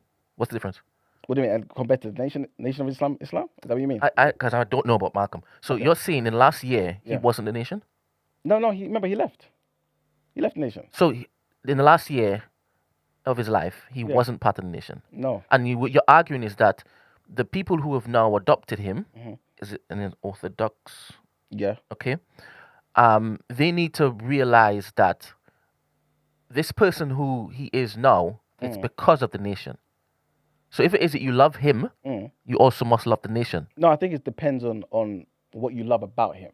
If it is that you only love the fact that, this was a man that went to Mecca in the last year and saw all these things that he wrote about, and it's the only thing you care about, then maybe that's what it matters. But I don't think that's possible because Malcolm was bigger than that. You credit Malcolm as an intelligent mind. Yeah. He thinks for himself, right? As his own agency. 100%. He was a brilliant man. So his choice to leave. What say ye about that? This brilliant man choosing to leave. What say ye about that? I think personally Malcolm left because he was more so forced out. I think people were jealous of him. I don't think Malcolm wanted to leave. See how it's difficult for me. Is that the question you asked me? See how it's difficult for me. Let's get on with the headlines, yeah? What, did I misunderstand the question? Let's get on with the headlines. Please. All right, let's go with it. I don't mind. Maybe I'm misunderstanding the question. That's all. Hey, my friend, let's do the headlines. All right, cool. Let's do it. Yeah.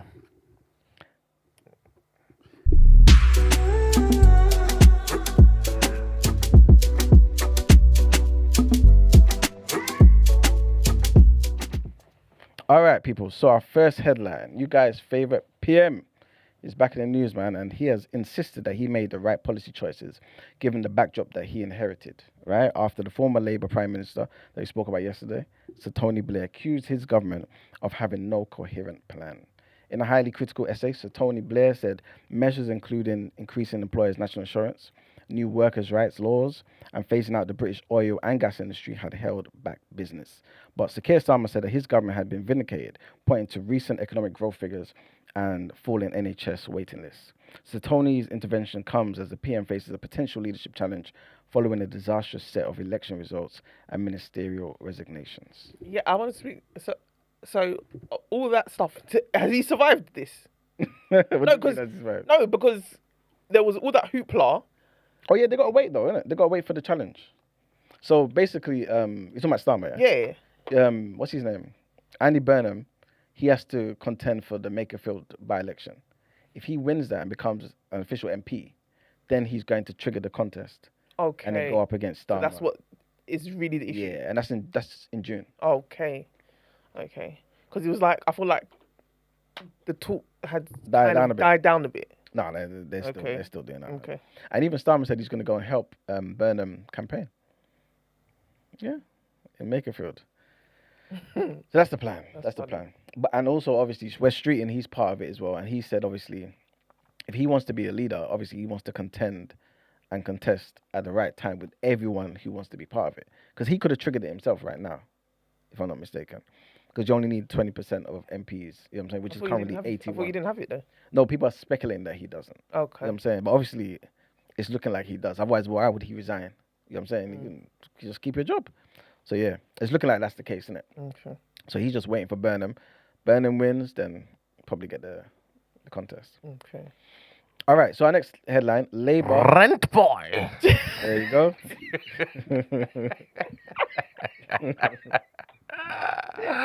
Oh, great. Oh God. Big up George, man. Labour is poised for a fresh attempt at changing the welfare system after a major government-backed report said that youth unemployment was costing Britain more than £125 billion a year. Crazy. Yeah, people need to really. I hope everyone. By the way, if you're on the Patreon and whatnot, you should be on the Patreon, guys. Need to listen to yesterday's episode. Really need to listen to yesterday's episode. As official figures revealed, the number of young people not working or studying had surpassed 1 million for the first time in more than a decade. Alan Milburn said that the government had a responsibility to the next generation to take action. Launching his landmark review of Britain's youth job crisis, the former Labour cabinet minister said that Keir Starmer's government has shown a renewed desire to overhaul the benefit system as part of changes to tackle soaring youth unemployment and inactivity. His report comes with the overall unemployment in Britain at its highest level since the outbreak of the COVID pandemic, with young people bearing the brunt as businesses warn about the impact of tax increases. There you go, and an economic downturn from the Iran war. Next headline, and negotiators for the US. This is pretty much what topic of the day is pretty much about. So it's not really a topic of the day as such. But negotiators for the US and Iran have agreed a framework of a deal that would extend their ceasefire for 60 days and launch negotiations on the future of Iran's nuclear program. This is what US officials, anyway, have said. The agreement is yet to be approved by President Donald Trump or the leadership in Iran. Again, this is what the officials told BBC.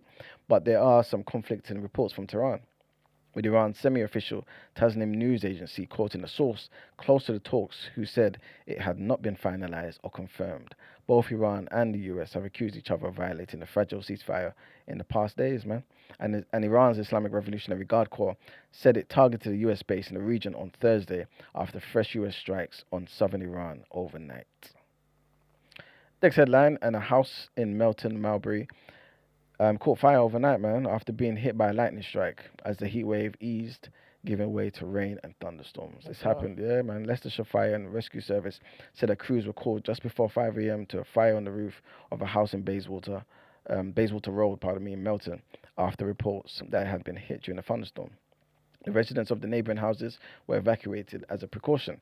An eyewitness described the situation as unreal. I heard the biggest bang came out. The house across the road was on fire. All the other neighbours were banging on the doors trying to get them out. You couldn't see across the road. It was that full of smoke. It was unreal. She said that she was crying as she and her family were evacuated from their home and they were allowed back in at 9 a.m. Crazy, man. Next headline, trigger warning on this one. And it's about this is about a teenager, who died in a lake. Tributes have been paid to a teenager who died after getting into trouble in a lake on Bank Holiday Monday. 16-year-old Mohammed Seka has been named locally as the victim of the incident of Rother Valley Country Park in South Yorkshire.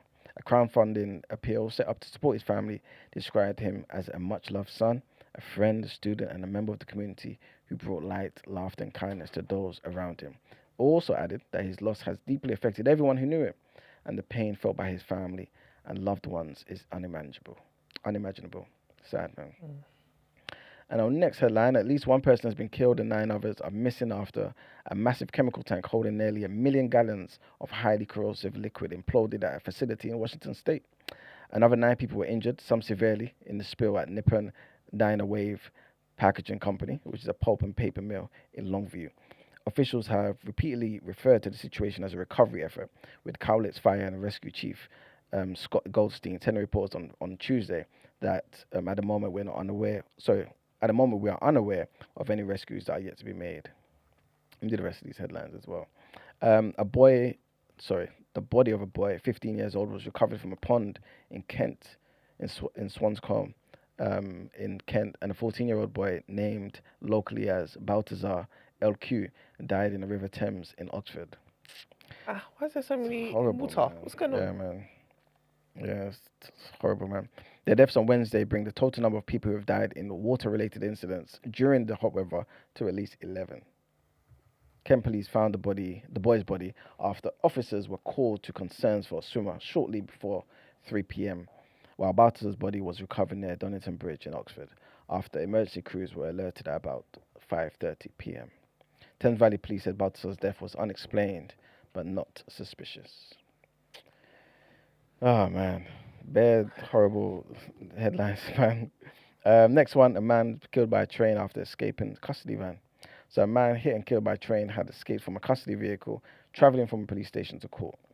The man in his 40s escaped the transport contractor's vehicle as it was stationary on the A1 motorway. And they said basically the BTP, the British Transport Police, and Hertfordshire Police, they basically said during a search of the area, BTP was called out at about 9:40 in the morning to a casualty on a track near Welwyn North Railway Station. Statement said formal identification had not taken place, but the man's family had been made aware. Went from the fry pan to the fire, literally. Horrible, Mad. man. And trigger one on this one, man. It's horrible, man. And this is about rape and stuff like this. A boy 15 has been charged with 22 sexual assaults, including a rape of a girl under 13. The teenager, who cannot be named because of his age, is accused of assaulting 10 girls between 2022 and 2025. Insane. Northamptonshire Police said the charges included 12 counts of sexual assault on a female, 1 count of raping a girl under 13, 1 count of raping a girl aged 13 to 15, 1 count of assaulting a female aged 13 or over by penetration, 3 counts of assaulting the girl under 13 by touching, and 2 counts of making an indecent or pseudo photograph of a child. And yeah, this boy from Wellingborough will appear at Wellingborough Youth Court on the 23rd of June. Let's hope the judge does the correct thing than the other judge. Yeah. I didn't want to criminalise it. That's been not overturned, but that's been appealed, right? Which one's about? You know, the judge said with the other the grape case, and they said he didn't want to. He didn't want to ruin his. He didn't want to criminalise the boys. Yeah. Apparently, that's because even a petition came through on Change Docs that he needs to be investigated. People were saying, because how can he come to that conclusion? 100%. And then I think Starmer came out and said the appeal have kind of reversed the decision or something. Okay. Yeah, it's going to appeal. It's crazy, man. It's crazy. Absolutely crazy. Yeah, but let's quickly go into the topic of the day.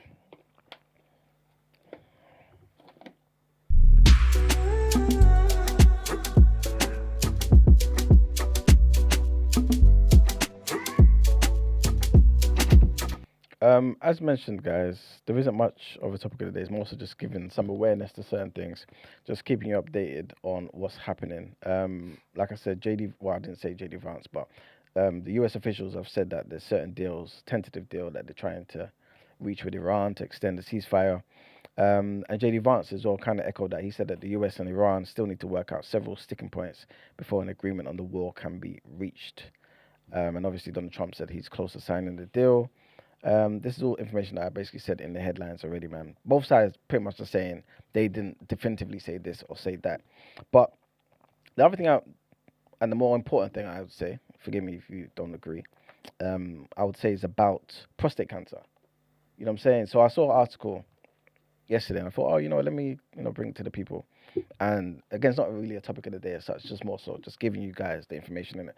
Because as you guys know, us black men, I should say, we are already at high risk, innit, of prostate cancer. It's like everybody knows somebody who's, gone through this. But long story short, what's happening is there's an article out there. Type it in, guys. Probably see on very different newspapers.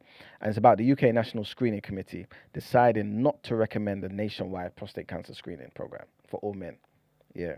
So on the surface, it sounds like, what the hell? You know what I'm saying? But anyway, they're basically arguing that the screening can obviously save some lives if you catch it at a particular time, innit? I think they said like every 2 in every 1,000, you can prevent 2 people from dying or whatever. So obviously it's a good thing. But what they're saying is that it's not fully rolled out in the most effective way because there's issues with the screening. What are the issues? So they're saying that issues can lead to false positives. It can lead to overdiagnosis. It can lead to unnecessary treatment. And that unnecessary treatment can then lead to side effects with men getting erectile dysfunction, incontinence, you know what I'm saying? All the bladder control issues, all them type of things there. On something that might not even be, you know what I'm saying, fully legit. So that's just in case people maybe saw the article and I want to know a bit more about it. But I think the overarching thing is we all need to, at a certain age, when you hit like, what is it, 40, 50 or something like that, especially black men, need to go and get certain things checked, man. Because again, black men, we are already at higher risk. And so this screening wouldn't be for us. That's basically what they're trying to say in this article, right? They're basically disagreeing. I want to get the actual quote for you guys about utilizing this screening for black men and people who are already at high risk because of how ineffective it is. So the final advice says that screening should not be offered to all men. Yeah, it should not be offered to black men who are at double the risk of prostate cancer. So all men, black men, and men with a family history of cancer. You know what I'm saying? Because the disease is so common that it doesn't narrow down the risk. So this screening is more so for people who fall out of that, if that makes sense. So then what? I think The basically, alternative then? I think we, not to sound some sort of way, but we might just have to fend for ourselves. In that, go to the doctors and do stuff, innit? Don't wait for this nationwide screening to call you up and be like, da da da da da, because there's still issues with it. It can lead to false positives. It can lead to you getting treatment that you don't necessarily need. Do you know what I'm saying? To prevent it in the future. Because what they're saying is also Yeah, but that everyone to some degree gets it, but it's the prostate grows for some people at such a slow rate sorry. that it wouldn't be cancerous till you're 100 years old. So there's nothing that we need to, you know what I'm saying? So yeah, that's basically. But if there's no the screening is ineffective, then how else would they pick it up then? I think this is the National Screening Committee, a particular type. So let me read the article. So only a few thousand men who have a dangerous genetic variant and a family history of cancer should be screened for prostate cancer with a blood test. This is what the scientific advisors are saying. So only a few thousand who have this dangerous genetic variant and those who have the family history should be. So they're saying, this committee is saying that the harms of screening outweigh the benefits to all groups. Okay. That's basically what it is. That's why some groups are saying don't even bother in that particular area. That makes sense. Yeah. Okay. But you get what I'm saying? Because this is for you. This is for me. This is for I've already gotten my checks, man. Okay. Have you gotten your checks? I haven't, you know. Then get on it. This is what I'm saying. And we need to get an expert to come in here and talk about it because I think that black men truly, well, Take it serious like that. I don't think you should just be waiting until it is your 50. And 60 and them time. Yeah. It's true. 100%, man. So yeah, what they're saying is testing healthy men for prostate cancer does save lives, but also leads to treatment that can leave men unable to control their bladder or have an erection, man. These things are two very important things in life. You understand? So if you're going to test healthy men for these type of things, it could be a bit problematic. So that's why they don't want to roll out this national screening thing for every single man. And I guess, yeah, for us as black men as well. That's all I wanted to say, man. But yeah, like Brent's saying, I think at some point we have to get somebody on here to talk about some of this stuff, man. Because I do think there's not enough information, you know. I think there's more awareness around sickle cell. Again, this is just me gauging. I think there's more awareness around sickle cell in our community than prostate cancer for black men, I think. I could be wrong. But I don't know. I feel like I'm seeing that because more. it's the prostate, that's why. That's why what? There's not... because of where it's positioned. No, Yeah, yeah, I feel like that's why. It's definitely one of the reasons. why it's not tested or why it's not spoken about? Why it's not really spoken about. Okay. I feel like that talking about the prostate is like taboo. It's not. It gets uncomfortability because it's in that region. So that's why. Well, the access is in through a particular region. Yeah. Anyway, let me just give you a bit more, and then we wrap up. A major review by the National Screening Committee said that for every 1,000 men screened in their 50s, it would save 2 lives from prostate cancer over the next 15 years. But it would also lead to 20 men being told they have cancer that would never need treatment. Understand that? That's what I'm saying. So some prostate cancers grow so slowly, you would have to reach 120, 150 years old before it was even a threat to you, right? However, they would live with that psychological burden of a cancer diagnosis for the rest of their lives. So they're saying the juice ain't worth the squeeze, man. Out of the 20 men, 12 would end up having treatment that they don't need, but that damages the prostate. You know what I'm saying? And potentially damaging their sex lives and causing incontinence. You know what I'm saying? Like, they would need a patch to catch leaking urine. Like, that's just for the rest of your life, man. That's crazy. You know what I'm saying? So, yeah. There's a guy here, Professor Sir Mike Richards, who chairs the screening committee and has prostate cancer himself, says, once a prostate cancer is found, we still can't reliably tell which cancers need treatment and which do not. And the treatments available for prostate cancer can cause long-lasting harm. It doesn't really sound promising, you know. But yeah, we just gotta do something, guys. I think we have to maybe just listen to some of our community what's the word? More natural, like, you know what I'm saying, doctors who can prescribe certain fruits and certain things that can help, you know what I'm saying, keep us healthy. It's true, man, because I think a lot of the bad thing that we eat, the processed food, is making it worse. It exacerbates the issues that, you know, that we're already prone to, sadly. Anyway, that's pretty much it. Let's get into the reaction. There isn't much to talk about. There is. Ed, can you make your way to the Discord, please, if you're still here?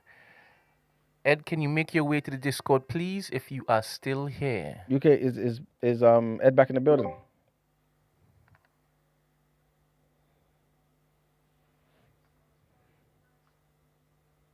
While Ed is making his way back, let me just talk about the boxing quickly. Then you guys can do your football thing. Oshaki Foster is gonna be fighting Ray Ford. It's gonna be a big fight, man. Ray Ford is my guy. He's only lost one fight. I remember he lost that fight in Riyadh. That was to what's his name? The white guy from England up north. He lost the other day. He got knocked out. I can't remember his name now. Don't know why his name has escaped me. But I like Ray Ford. He's my guy, man. But he's up against Oshaki Foster, who's the champion, WBC super featherweight champion. And but Oshaki Foster's lost 3 fights though. You know what I'm saying? Obviously, that's not the be all and end all of everything, but he's beatable. You know what I'm saying? And I think Ray Ford is going to do the job, man. You know what I'm saying? But again, the rest of the card doesn't seem like it's great from the last time I checked anyway. I think the last time I checked as well, some people on the card didn't even have opponents yet. I could be wrong, but I'm pretty sure the last time I checked, I saw people on this side and no opponents. But main event, Oshaki Foster versus Ray Ford. So I'm looking forward to that fight. And I think Ford's going to do it, man. Hopefully, anyway. Eddie, you back in the building? Yo, what you saying, man? Championes, ole, ole, ole. Congratulations, man. You need to tell us, walk us through the entire journey to Leipzig and back. Take us there. It's mad still. As I Come sorry, on. my throat's a little bit mashed up. Come on. So Come apologies on. if it sounded a bit Understood. rough. Understood. Yeah, so no, man, it's a hell of a journey. The literal journey, I didn't go direct to Leipzig just because I need those prices from the minute we we won the first leg. Those prices was moving mad. So I just I ended up going to Berlin, and then doing the train thing on the day, traveling there on the day where I trained and that. But yeah, no, it was. But yeah, no, but to be fair, there was a decent amount of, like, I saw a handful of Palace fans just in and around Berlin as well. So I think clearly I wasn't the only one who thought that way. Yeah, so that was cool. But yeah, once you got to Leipzig, bro, it was like, hell, I ain't never seen that many of us in one place, and I'd say most of those people weren't even going to the game. They were just there for the vibes. You know what I'm saying? You know, no, it was amazing, man. Yeah, man. It was, yeah, and then yeah, it's good. It's a nice city as well. But yeah, I'd definitely go there just like on a random one. But yeah, no. In terms of just the day, and obviously the day itself, just it's just got to the stadium. It was packed. The queue was mad, and it was hot as hell. So just like getting shoehorned in, but it's like the security was lacking. I can't even lie. It was rough getting through. But but once it was inside, it was just vibes, and it was there just from minute one, man, just non-stop singing. Hence the voice and whatnot. Yeah, it was just like non-stop singing and that. But I won't lie, I was genuinely more nervous for this than I was the FA Cup final, Serious. because like the FA Cup finals, obviously you could go in just expecting that, realistically you're probably going to get pumped. So there was no real expectation on that, let alone the fact that you'd never won anything. But like this time, obviously, we were quote unquote favourites, even just a little bit. And so there's a little bit of extra pressure with that. And then obviously Villa just bopped what's the name, Freiburg. So obviously just felt like there's a bit of extra pressure on us to like go and do the same. And I was just sort of like hella anxious the whole time. It was just, but it was I won't sit there and pretend it was the highest quality of game. Like it was we wouldn't put that as like the world's most memorable final for the neutral. But but that moment where JP scores is just like like getting goosebumps now, even just speaking about it. Man. Yeah, man, I can't even, man. I feel like this, and obviously the final whistle. Little teary-eyed again, like I was last time. But nowhere near as much though. Nowhere near as much though. The first time was like I was blubbering like a newborn. This time I'm just like, this time just a little fug tear, the ones. But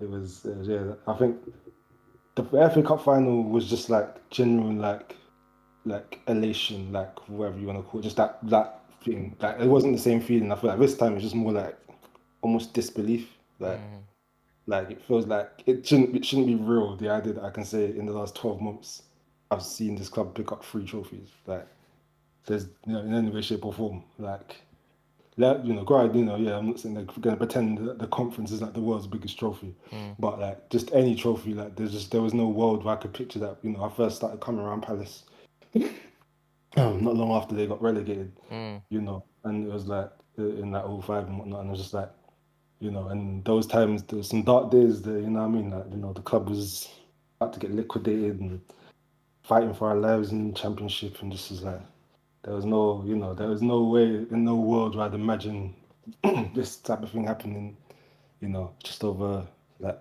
15 years later or something, 16 years later. Just I could never have imagined where the club's gone to, and I have to give a lot of credit to Glasner for that still. Like I think I know it was a bit techie in Jan for a lot of us. It was just like he sort of threw his toys at the pram, and we were all kind of like, just go. You might as well just go, because this ain't gonna work, is it?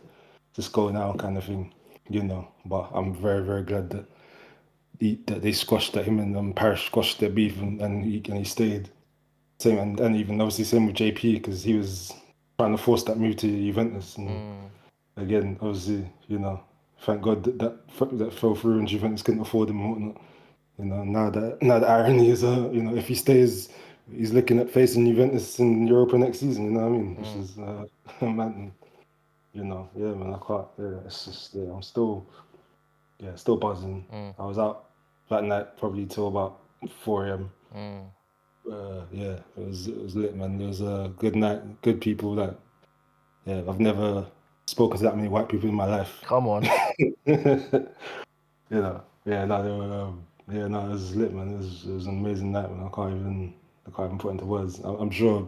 I know a couple of people was at Selhurst, and they were saying it would get, obviously nowhere near as amazing, but it was even lit watching it at Selhurst as well. So it's just I think that the memories that Glasner's left this club with, I don't think any manager's ever going to be able to top that at this point, unless like we get do a Ranieri thing and by some miracle win the league, But I don't think manager top what guys has done for us at this point. You know, it's yeah, man, it's a wild. It's been a wild ride. You know, I was expecting low key. He wasn't wanting it, but was low key expecting, especially back in August when Ebbs left and it was looking likely that Mark was gonna go as well. I was like, oh god, this is gonna be relegation battle and it's gonna be peak out here. And then yeah, you know. And now, to be honest, I can't remember where we finished in the league. I don't even care. We're European champions. Like, yeah, it's mad, the maddest. Yeah, I can't even lie. It's just the maddest thing, you know. And now, yeah, just South London have a small little parade, not as big as yours, but we'll have something down in South to commemorate the day. It's just gonna be lively. And yeah, man, it's just amazing. Yeah, it's an amazing time. I can't lie. That is sick. Thank you very much for sharing that. Can you answer this question that Reese Roberts 621 has put up? I think a great topic to discuss one day is what is it specifically about the sport of football that enables us as men to feel comfortable being emotional or more open with our feelings? Ooh, that's a good one. You might have to go to the listeners' catch for that one, maybe. No, I don't know. Well, to be fair, I think I'm relatively comfortable expressing my feelings now. But when I was younger, I don't know. I think it's probably I think at least it's almost like inherited. Like you see you see the older guys, you see your dads, your uncles, your friends' dads, whoever, just like everyone. Yeah, it seems like that's like been almost mutually agreed. That by every man who's ever attended a game, that this is the one place where we can like scream and cry and shout and do all those things and no one says anything and it's a judgment-free zone kind of thing. I don't know. Which is, to be fair, which is why I sort of think football needs to do a bit more in terms of men's mental health, to be fair, because I feel like given this the one place where you can guarantee that I feel like they got to do a bit more in terms of that as well. But yeah, man, I don't know. I think it's just it's almost like because you're all there, almost like it's almost like you're one family, innit? You're going through the bond together. Like it's even though you're not technically winning the trophies and stuff, it's almost like you just all just like you all wear the badge and you all wear the shirt and you all kick every ball, and it's just like you're so invested that it's like that you feel that you should be that you feel every right to just let out any and every emotion as and when you feel it, what I mean. I'm sure there's still some guys who would still firm it and not, but I think the majority, it's always been a thing. I don't know why, but yeah, it'd be cool to actually break that down and figure that out. Get some sort of sports psychologist in there or something to explain how come we're so we're so emotional when it comes to that type of stuff. How about you, Manuel? Not emotional anywhere else but there.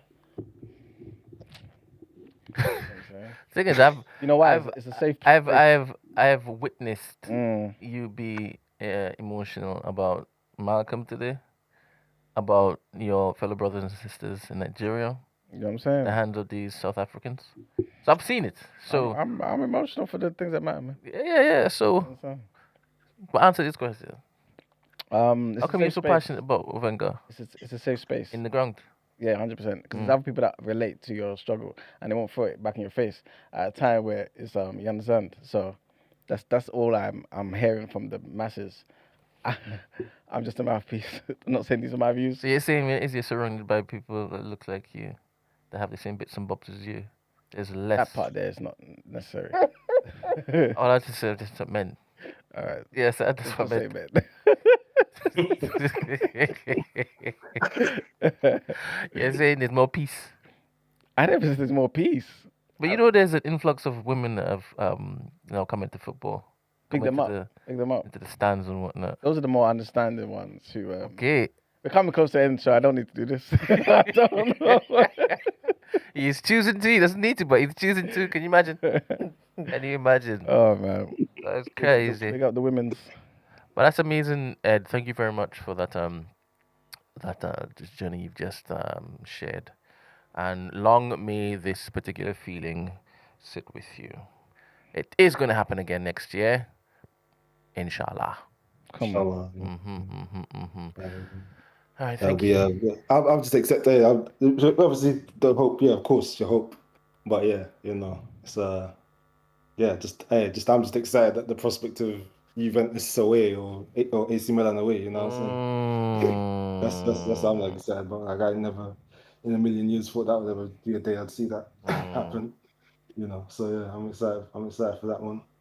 But yeah, yeah, and big up Adam Morton, lovely sick quote at the end. He did a bit drunk in the interview. They were talking about us going again next year, and it's like it's gonna be tough. All these European giants, and he said, are we not European giants? We just won a European trophy. You know what I mean? So there we go. We are now. I want to put us in them conversations. You get me? You think he's gonna be there next year? You think he's gonna be there next year? Okay. All right. All right, take your time over there. Drink some water. No, literally got more now. Drink some water. Water. He's not gonna be Yeah, yeah, I'm back. I'm back. Well done, man. Well done. That black team. I'm telling you, this is my second favorite team, man. My second favorite team. Proud to be blackest team in South. This is beautiful, amazing. Femster's heading to Budapest. Come on. I think you kind of said that in the chat. That's where I'm reading it from. No, yesterday. Oh, you said it just now? Oh, yeah. Okay, big him up, man. Yeah. Come on. Just remind everybody that we have a watch party tomorrow at the Stew. I don't know. Y'all could start coming anytime you want. I'm going to be here all day, so y'all can pull up. I didn't realize how early you was playing, It's mad. What, 5? Yeah, I didn't realize it was that early. I just assumed you was playing at 8. So Nah. I might have to rejig. It's the proper. Okay. Just as you're here, Ed, thank you very much for sending through that wonderful woman yesterday, Nana. Oh, bless her. No worries. Yeah, she was really cool, man. She's gonna come again, but she has to be on the check-in with Sade and also the beacon with Emmanuel in different capacities. So it's gonna be sick. Tasha says, "What will you be watching?" Excuse me. You've not done enough. Oh my goodness. We'll be watching Arsenal beat PSG in Budapest, my lovely.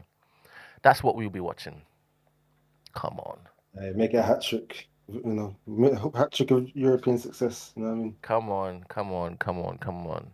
Anyway. Let's go. 100%.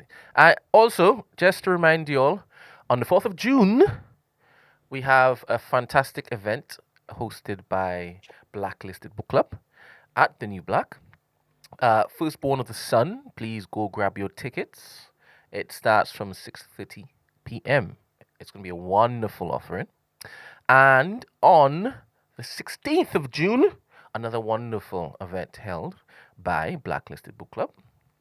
The talk of the party. I am so intrigued as to the surprises that Temi and the team have for the space, because she has promised it's going to be mind-boggling. So I'm looking forward to that. Anyway, grab your tickets. And we've come to the end of our week. This evening at 7 p.m, make sure and be tuned into the Listeners Couch TNB on YouTube, because we're going to have a live show with the amazing, intelligent, stupendous clinical psychologists. The 3 wonderful doctors that have decided that they are going to bring psychology to our culture. Come on. Let me have some enthusiasm, please. Come on, man. Down. No, do you know why? Because somebody emailed saying, I haven't read it all yet. kind of like I do with the Yes. It might be a bit dangerous. I'm only joking. But but essentially, basically, they're saying, they heard on today's episode that we would like to have someone discuss prostate cancer. Yes. So they've recommended somebody, man. So I'm Amazing. gonna look into that, man. So You thank got- you. Appreciate this email. I'll get back to you, 100%. Mm. We got Davina our 3 says, licensed doctors. "Come on, You understand? Official. baby. The Cheyenne couldn't. Never. Bum. Never. I think that's a bit bad. I think you should say didn't as opposed to couldn't. No, Oh, yeah, that's true. She did it. you understand? She did it. You see, she met us halfway. Ben, what about you? Do you want to remedy what you just said? Nope. You know what I'm saying? No. You know what I'm I saying? said what I You have to speak said. positively about black women, man. All right, Davina says, what was happening yesterday with the rotation stream? So just a little bit of context. We streamed the second episode of the rotation on Patreon yesterday. The reason as to why it is we used Patreon is because Patreon does not look to pop down the stream when it is we play music. However, I guess Patreon still has its technical difficulties because the stream popped down quite a few times. And each time it is, I put it back up, it popped down again. So what we'll be doing going forward will be shared on Monday. I first need to talk to the team, and as you know, when it is that we meet challenges, we just find solutions. Come on. Come on. Don't you worry, we will be good in episode 3. And don't you worry, we'll let everybody know when it is that we're opening the doors for that live audience. Don't you worry. Just making sure all of the little ticks are tucked before we open the doors. I don't know what I just said. Brent is truly fine. But don't worry, we're sorting out all of the little bits and bobs that aren't working well. But don't you worry, it's gonna be such. Shout out Beanos. You know when he came in super early, Yeah. and Always on time, you know. that's him. Always. That is him. Like such a great quality. Big him up, man. And he said, like, what was that, Brent? I said that was rotation. He's like, that's gonna bang, Come on. like everything. Like, obviously I came in, I didn't know what was happening, and then nobody was in your room, so I've gone and sat in the audience. I'm sitting there and I'm thinking, this is sick. I said, yeah. I think it's gonna be a special one. So shout out Beanos and shout out the crew. Every Came through time. yesterday. Yeah, big up Venus, my fellow Man United supporter. Yeah. No one's perfect. Yeah. This is it. This is it. So please enjoy your weekend. Please look after one another. It's going to be hot. It's going to be crowded in London. I'm just saying. London's going to be crowded. Do you understand? You're going to have so many internationals. They're already here, but they're going to come again. You understand? There's going to be more flooding in. Please look after yourselves. Look after your possessions, because they are going to be interlopers within the Arsenal contingent. And they're thieves. Yeah. You understand? Be mindful of anyone who looks like a red devil, Yes. who sounds like a red devil. They'll be amongst us. They will be amongst us. Yeah? They will be amongst us. Bear in mind, all of the people who are foreigners, who are safe and a good energy, they're Crystal Palace supporters. Don't mind them. Yeah, They're well, champions. Yeah? That's true. But the ones who mean bad, who have bad intent, yeah? What should they do, Brent? Mash them up. No, I'm joking. Elbow with authority. Elbow them with authority. Like a winner would, goddammit. The opportunity. Throw them bows. Throw them bows. The opportunity is going to be out and about, boy. You're going to have a field day with it. Bro, if you're brave enough to be near N7 without an Arsenal top on, boy, I rate you. Just make sure you don't go anywhere with no valuables. Make sure you carry water. Yeah, make sure you have walking shoes if it is that you are part of the white garments. You don't have to worry about what I just said. You're good. Yeah, but but please understand, on Monday it's going to be a glorious version of TDA. True indeed. Christy is going to be here in her Arsenal colours. We will be here as double doubles. Come on. Double doubles. You need to buy My Christy a attendance is commemorative shaky shirt. that Brent, Monday. son. We'll see. Gotta get a Champions 25-26 shirt. Come on. Come on. But anyway, it's gonna be a great one. Hopefully I'll see a lot of y'all on Saturday at the studio. Make sure and tune in at 7 p.m. for the listeners' couch. I want to see you all in the chat. Obviously, the number for sending in your letters to the couch, sorry, not number, the email is tlc@thenewblack.com. tlc@thenewblack.com. Get your letters in so that these clinical psychologists could help. All right. Drink plenty water. Be kind to others. Mind your mother effing business. Ed, thank you very much. We've got the Uni Cup That's on it, tomorrow. Tomorrow. Or is it? The final, Jamaica versus Nigeria. I feel like there ain't gonna be no one there because what they're going about is Arsenal. Yeah, everyone's gonna be honest. I feel like they're not really gonna get a turnout. There will be 5-a-side. Don't worry about The that. amount of Jamaican and Nigerian Arsenal fans, they ain't getting no good turnout. Yeah, they'll be there. The thing is, the party will last the entire day. People will be like, I'll go to the after party. Because I think it's at 7. What the what? The Uni Cup. What? Okay. That's what I'm saying. Yeah. Unless they come and they leave. I don't. They didn't think that through. Well, we will be showing the Then Unity again, they Cup. didn't think you lot was gonna Where is get it playing? involved. Where is it on? What channel is it on? Probably on YouTube, innit? I think it'll be on YouTube. The thing is, you shouldn't even be laughing because you're It's calling true, us though. though It's YouTube is a true. reborn platform. That is It's, true. it No, is. it's respectfully It's, YouTube. That is it's true. robust. That is You true. talking TV, about? man. Why you giggling? No, it's true. That's crazy, man. Yeah, It's true. they're giggling. Come on, It's we'll true. be showing it after our we've collected the trophy. Yeah. It'll be a long day tomorrow. Yes. Yeah, the Jamaicans and the Nigerians in the building. We will be streaming that too. Come on. Yeah, I have a YouTube account. Mhm. It's not like it's gonna have ads. Probably. I'm not asking.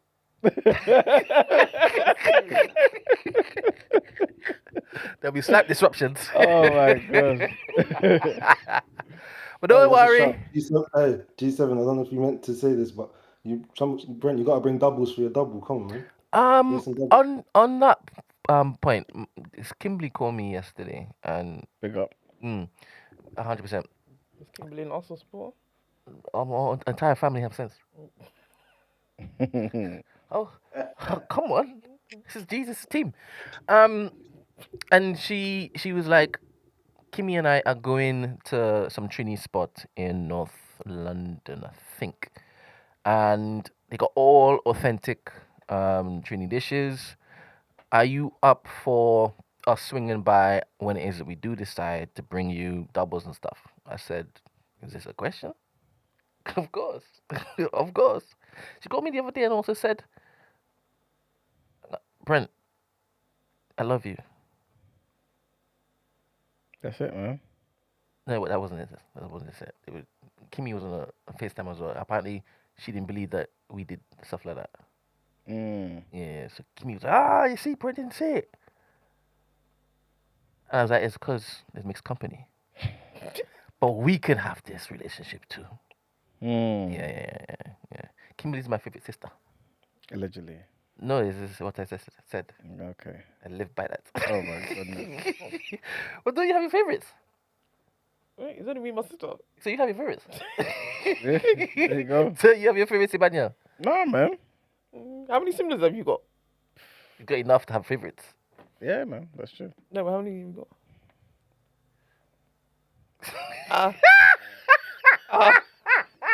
About 13.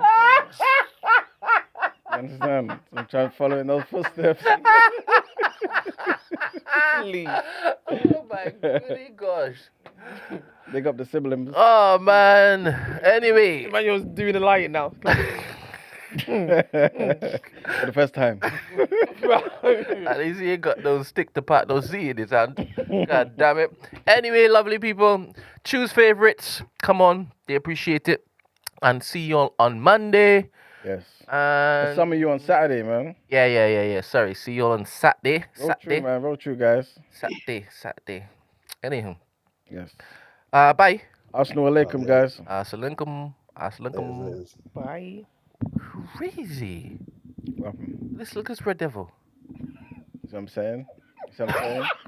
This is the kind of jokes that make them look. You see, we talked about comedy the other day. Look at what's splitting her sides. See? Look at what's splitting the Red Devil.